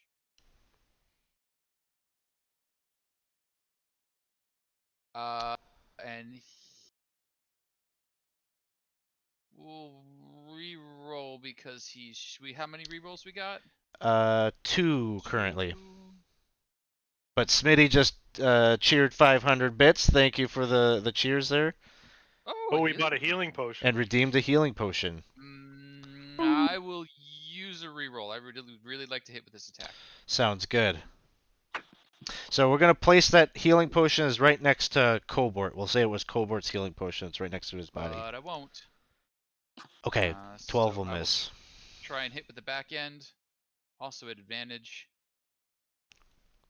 Come on, Polearm Master. 22? 22 hits. Mm-hmm. Yeah. And damage. And normal. Wow. And he does Zot for 13. 13. Now he's looking pretty rough. He's still on his feet, but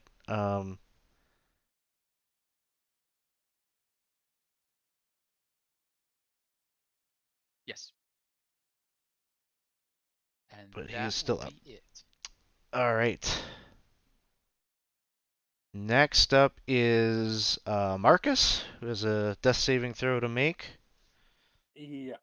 Let's see how that goes. And there's a success. All right. Taruko is up.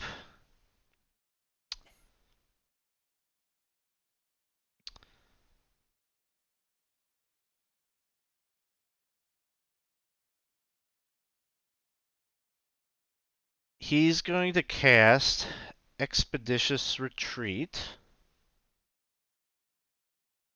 His action is going to be to disengage. And then he's going to move 5, 10, 15, 20, 30. And of course, with his casting of Expeditious Retreat, he'll take his extra 30.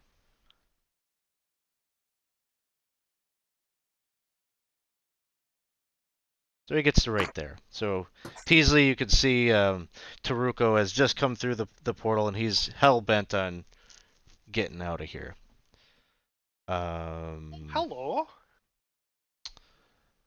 Next up is, we're back to the top, Cobort. We'll have him do death saving throw.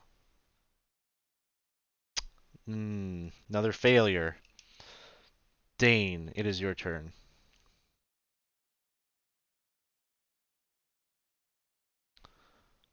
Ooh. One failure, one success? Is that where you're at right now? Yeah. Yep. Cherry, it is your turn. Oh gosh.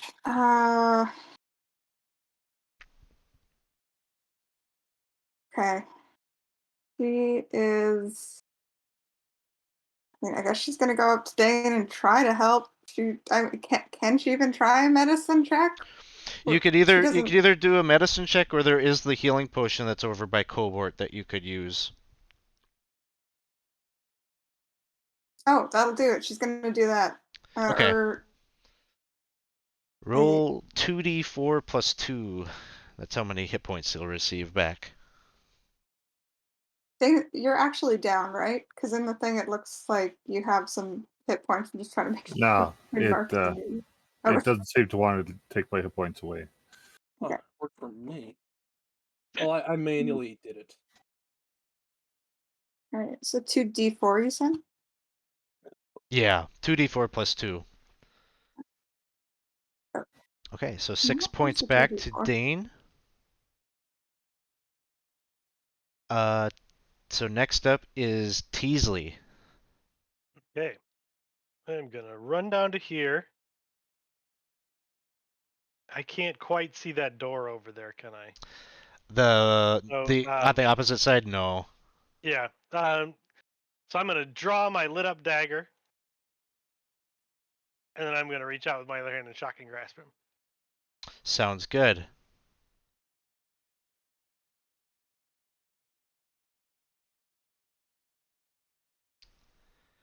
An 18, he'll cast shield. Okay. Then I will move.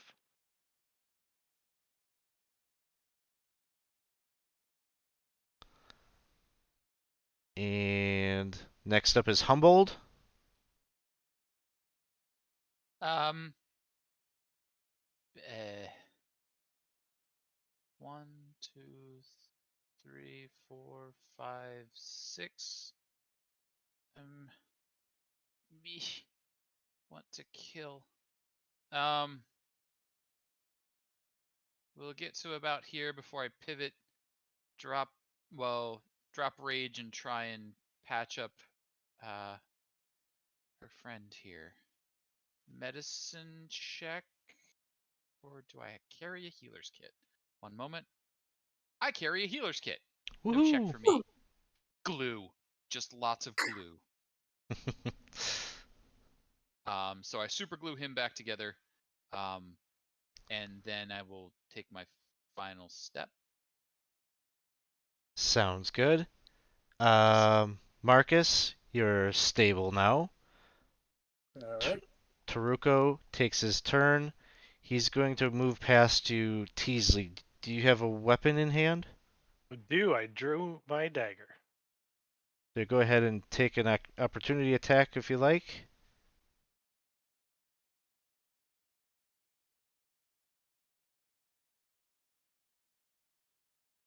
That'll hit.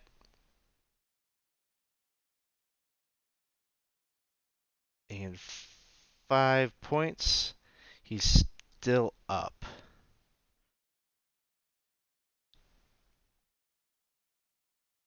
And he goes around the corner.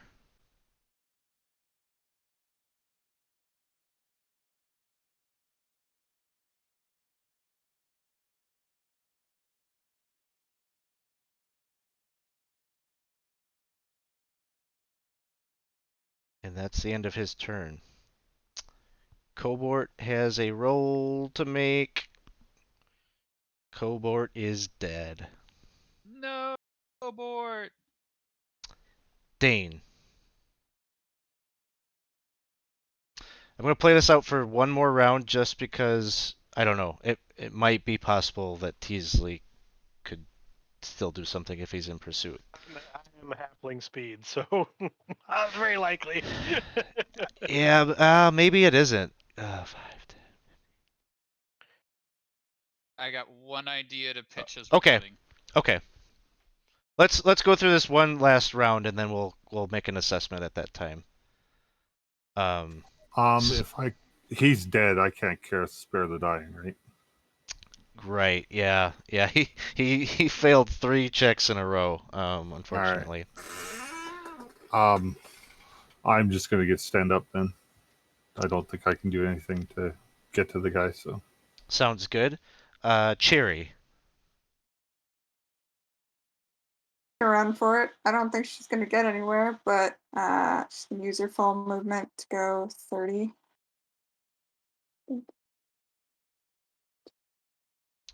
And staying put there. You can use your action to dash and go 30 more if you want to. Oh, can I? Yeah, Sorry, I didn't realize. yeah, the dash action just gives you another full move. Yeah, I'm going to do that then. Okay, cool. 10, 15, 20, 25, 30. All right. Teasley. Right, I'm going to move 5, 10, 20, 25. Oh. Well, apparently I tried to move through a wall.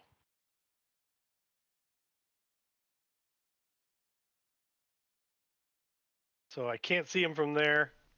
So then Nope. I will dash to there. And I think you could probably just make him out there. Yeah, he He's showed up on booking my it. screen. I can see him. I don't have an action left.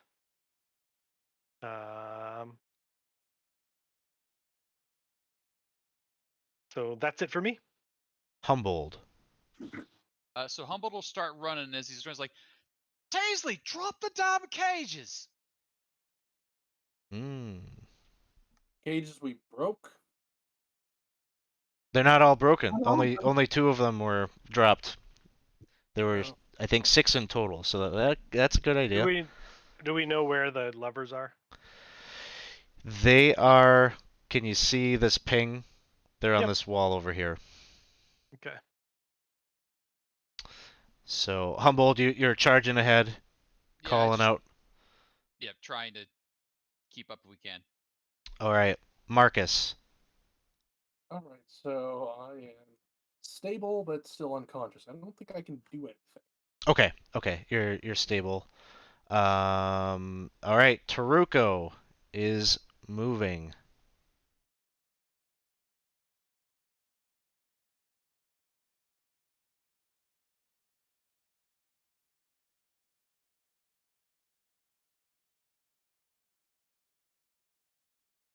It's possible. It's possible. All right. Yes, it will. It's all. So Dane, Cherry. I presume the two of you are just like kind of moving ahead. Teasley. I will move in and then try to get him with the firebolt. Okay, sounds good. Because it's got 120-foot range.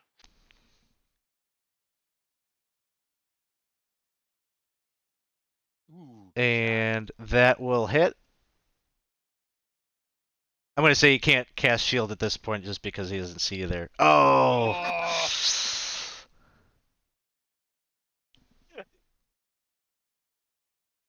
All right. Use the party reroll. Not on the damage.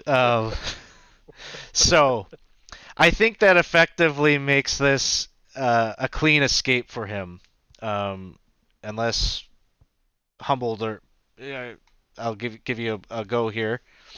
No, I'm not going to reach the doorway to even throw something at the levers. So. Okay. So Yeah, everybody. I don't have any way of doing it at a distance, and I'm slow. So Okay. this was my best chance. Yep. It was possible. It could have. So it was fun to kind of see what was going to happen here. So maybe we'll see Taruko here again. So he flees. So yeah, we're just about at 10. So we'll kind of do a little bit of wrap up here. Is there anything like specifically that anybody wants to do down here yet? There could be some exploration or whatnot that you still could do. Well, I think there were some areas we didn't explore. There's the door to the north out of the room with the dwarf statue that I thought looked more interesting than the way we all went. Because it's the one that has torches next to it. Yeah. Then there's this path here, and this path. Okay. I'm not even sure if people saw those pinks. So I can kind of describe some of this to you. So it sounds like the group would, having lost Taruko, do a little bit of investigating down here and just see what you might be able to come up with. I think more immediately Teasley would have chased after him, seen that he's long gone, and then come back to do this. But sure, that sounds good. So what you'll find, Cobort is dead. He has on his person, he wasn't wielding it, but he has the dagger that he used on Burn. I think at some point there was a discussion about somebody having like ritual cast detect magic. Yeah. If you did that, you can do that. You'll identify that has a glow to it, and it has a transmutation school of magic that you're kind of picking up off of it. The bodies that are on those slabs in there, it seem like they are quite ancient. They have been here decades upon decades. I don't think that there is anything on their person at all. No.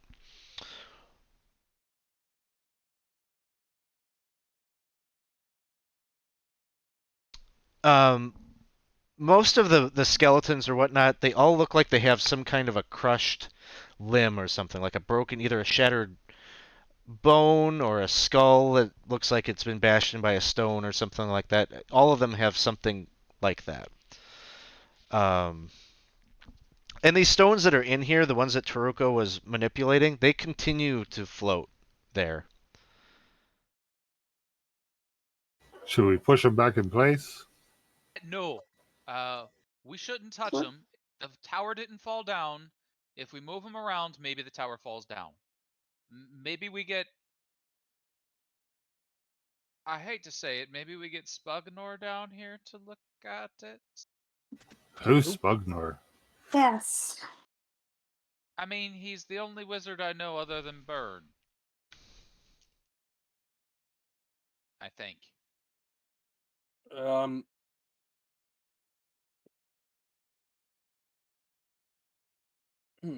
Sounds good. Maybe we just close this door. Before anyone gets any... You don't think he's going to come back? Oh, I think we have to go after that fella. And once we get this one in the armor to wake up, we can ask him where they sent the kid off to. He's dead. No, the other one. The one Oh. that did, Me? No, I no, don't know anything about the that. first one. the one who was dropping the cages. With the plate I- armor that had the rocky look to it. I thought the one who wasn't dead escaped. There was the third guy, the first guy we fought. Humboldt took out with non-lethal damage. Oh, Mhm. right, him. Yep, he's a prisoner here, so no problem. We could probably play that out a little bit in RP once he wakes up. This room up here, just north of the dwarf statue room, there's another hovering stone in there, an isolated one. It's a little bit smaller than the big monoliths in the chamber that you just came from. It's about like 3 feet tall, maybe about 2 feet wide. It kind of floats. I'm sorry, not that chamber. Sorry, this one up here is where that other floating stone is. This one in here has like it's basically like, it looks like some kind of like a prayer mat. This looks like an office or something that probably Taruko spent some time in here. There is a desk, and there are some orders. It would seem that he had been receiving from an unidentified boss that had directed him to try to, very similar Teasley to some of the other messages that you found in his room at the Stumbling Ogre. It looks like same correspondence with the same individual. It's an unnamed individual. But We should check that against the note that we got from the beautiful one. See if it's the same scribbles. Make an intelligence check. Whoever wants to take a look and try to match up handwriting. I've seen it. I'm and I'll- busy. I'm busy changing some of the words to be naughty words in the writings here. Maybe you could wait till we've actually. Not in that one. The other ones. Oh. I mean, maybe. You got one reroll left. May as well. I mean, maybe.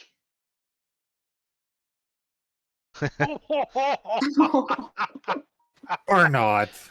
You know, if I get just a little closer to my torch, I'm sure I can make it. Woof. Yeah, it seems possible, but you can't be for sure. Probably be easier if I could read this. The notes do it's a lot more further detail about manipulating Nevitz and Mitch the Miller and Gundygoot or whatnot, but there is some mention of taking Abe, Gundygoot's son, and whoever the person is that he was corresponding with clearly says, bring him to the edge of town. I'm going to have agents come and pick him up. And so it looks like he got trafficked out of here. Oh, we should get a leg on it. Maybe we can keep him up.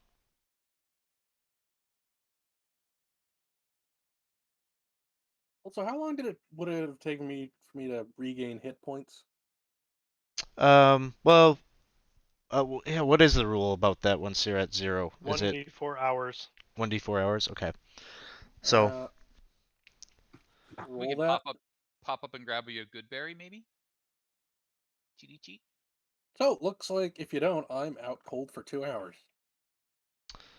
So it's fine. I mean, we can kind of hand wave that a little bit. If there's something that you want to do, just let me know, because we're just kind of summarizing what some of this information here. They checked the desk, right? Yeah. So they found these letters.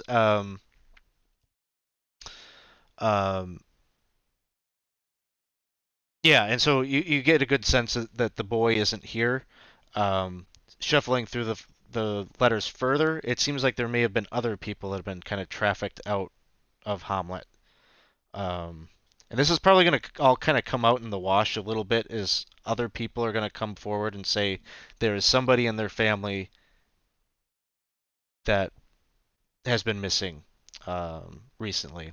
So a number of the families that had been kind of put up to this kind of leverage over them. I'm trying to think if I'd be there's. Go ahead. no, I'd be fine with them trying to run the nobles out of town if they were doing it on their own, but this seems a bit not them. Where do you think they're taking them? I think we asked that fellow when he wakes up. Are there really dead bodies over here? Yes. Yeah, you move. Yep. Okay, so you got that far. When you get into that room, you found the 3 badgers.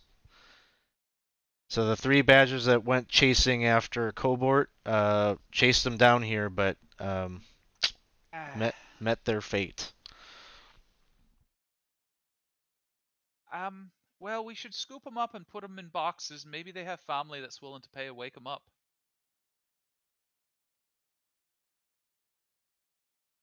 It's doubtful, but maybe. I mean, if I fell down, I'd really appreciate it if you tried to wake me up. That's an expensive proposition. Is it? Not that bad. I'd still appreciate the try. I'd certainly try. So you're gonna try to bring these folks back and give them like a proper burial and whatnot. Yeah. It actually won't be so hard to transport because the well isn't the only way out. There is that northern tunnel, and the northern tunnel connects up to Mitch the Miller's property, and he's basically got the old big cellar doors. There's a stairway that leads up to his property, and that's a second entrance down here. So he was in the know about all of this as well. So you could be able to take that way. It might be easier to haul the bodies up the stairs versus trying to hoist them up the well. Um, but yeah, it's certainly doable. Any other points of interest or things that you all would like to do here before we wrap up the session? What's on this table? That is a good question. Looks like torture and implements. Well, yeah, there's basically a number of different, like, there's a bone saw, a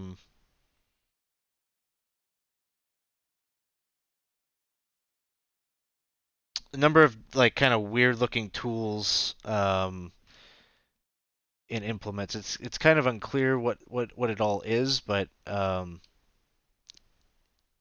sort of looks like some of these could be something in the tools in the service of like necromancy or something like that. It's all kind of like maybe kind of like morticians kind of tools and such.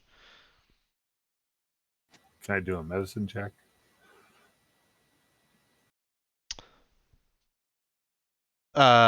Just to kind of like understand what the tools are.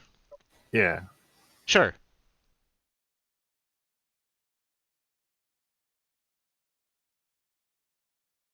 Yeah, like so now as you're kind of looking at this, a number of these things could be used in like kind of surgical kinds of things. There's like I don't know what do you call those things, like those kind of spreader retractor kinds of things. Kind of open up Forceps. forceps. Yep, thank you. Yeah, so different things that maybe that surgeon that rolled into town could take a look at this stuff.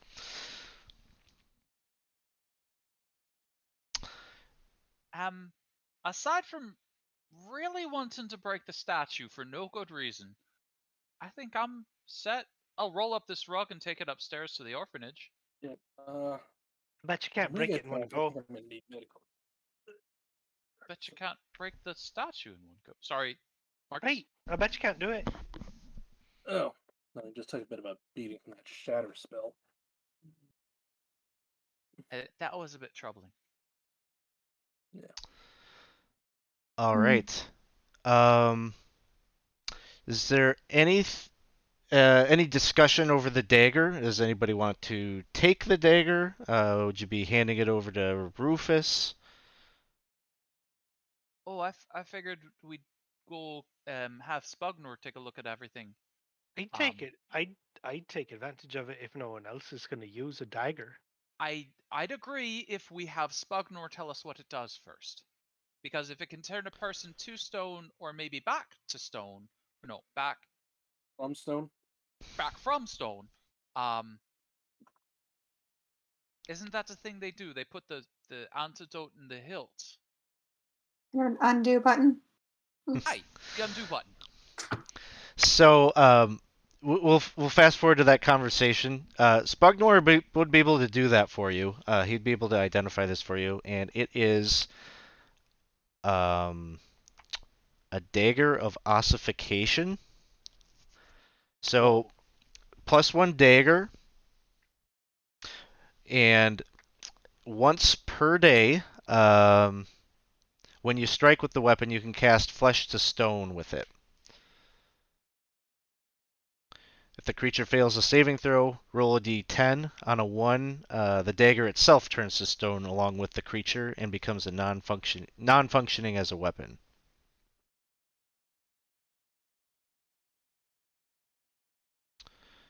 So, You probably don't want to use it. Just use it as a +1 dagger. Well, Teasley would certainly use it. A dagger's all he carries. It seems a bit small for me. Yeah, A dagger is supposed to be small. it's all yours, Teasley. so I just kind of like wrote this thing up, so I have no idea if I can actually drag it on. Oh, I sure can. Okay, you can see that, Ed, on your Yeah. Foundry thing. So you should be able to. I don't know how that would work exactly if you're playing off of your D&D Beyond sheet, but I don't, but I do oh, update okay. from D&D Beyond. So maybe I need to not do that. Except that's how I level up. So maybe I will create this as a custom item in D&D Beyond. Okay, however it works. Otherwise, there should be a way to reverse update that you can send Foundry information to D&D Beyond. We can figure it out like off stream, but there might be a way to do that. Yeah, I found there's a button for update D&D Beyond. So I'm going to see what it does if I... Oh, I don't have... It tells me I have no Cobalt token, so it must be for the importer. Gotcha. Okay. Except I do. So I don't know what it needs. Oh, it sounds good. That guy too. Yeah. But... There's got to be a way to do it. We'll figure it out. Yeah. And that's fine. And if I need to, I can just recreate the item in D&D Beyond. Now, I was using the Chrome plugin Beyond 20, but I don't think I'm doing anything with that, except using the sheet in Foundry. So the other kind of wrap up things here. Unfortunately, Taruko got away. Further unfortunate that Cobort died, because he has more intimate knowledge of, and would probably have been a more willing participant to share with you. He isn't necessarily a true believer in the Black Earth cult. What about the guy that we captured? The guy that you captured could be useful to a degree. He has less details, is maybe the unfortunate thing. But we'll play that out in RP, and you might be able to get something good out of him. Otherwise, Humboldt has the hunch that these folk could be connected to the beautiful one, Lareth, the half-drow. So that could be a lead, is a likely lead that we might be following up with here, because we have learned that Lareth has some connections to Nulb, which is sort of like Hamlet's sister city, or sister village off to the east. So that may be where our future session takes us. Try to see if we can find some of these missing villagers and expunge this evil from this area that's taken root in Hamlet. So I think we'll call it a close there, and we'll take some of the fun offline. If you're just joining us for the first time, thanks for hanging out with us here tonight on 20 Sides to Every Story. This is one of our community campaign games.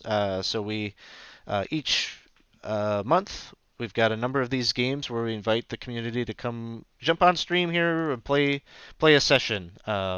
We have a Discord server where you can come hang out with us in between the streams. That's where you'll be able to find the Temple of Elemental Evil signups. So jump in the Discord, come hang out with us. I have a Patreon, so my folks that support me on Patreon, I always give them the priority for the signups, but inevitably there's always a few slots open where we'll get you in. So we'll get everyone else in after we've satisfied the Patreon folks. So you check out the Patreon link. I just put it in the chat here if you want to see what your support gets you. And thanks, Smitty, for watching. I'll get back on book next week. Thanks for watching, everybody. Let's see. Do we have any friends streaming? Oh yeah, proficiency bonus. Oh, that's what I was supposed to announce probably at the beginning. A number of us are going to be over on proficiency bonus tomorrow at noon. They've been doing a whole week of games, raising some money for Extra Life. We just had our 4-year anniversary, and they're celebrating their 4-year anniversary this week. So we started just about the same time, which is pretty cool. So myself, Winston, and Paul are going to jump over there tomorrow at noon.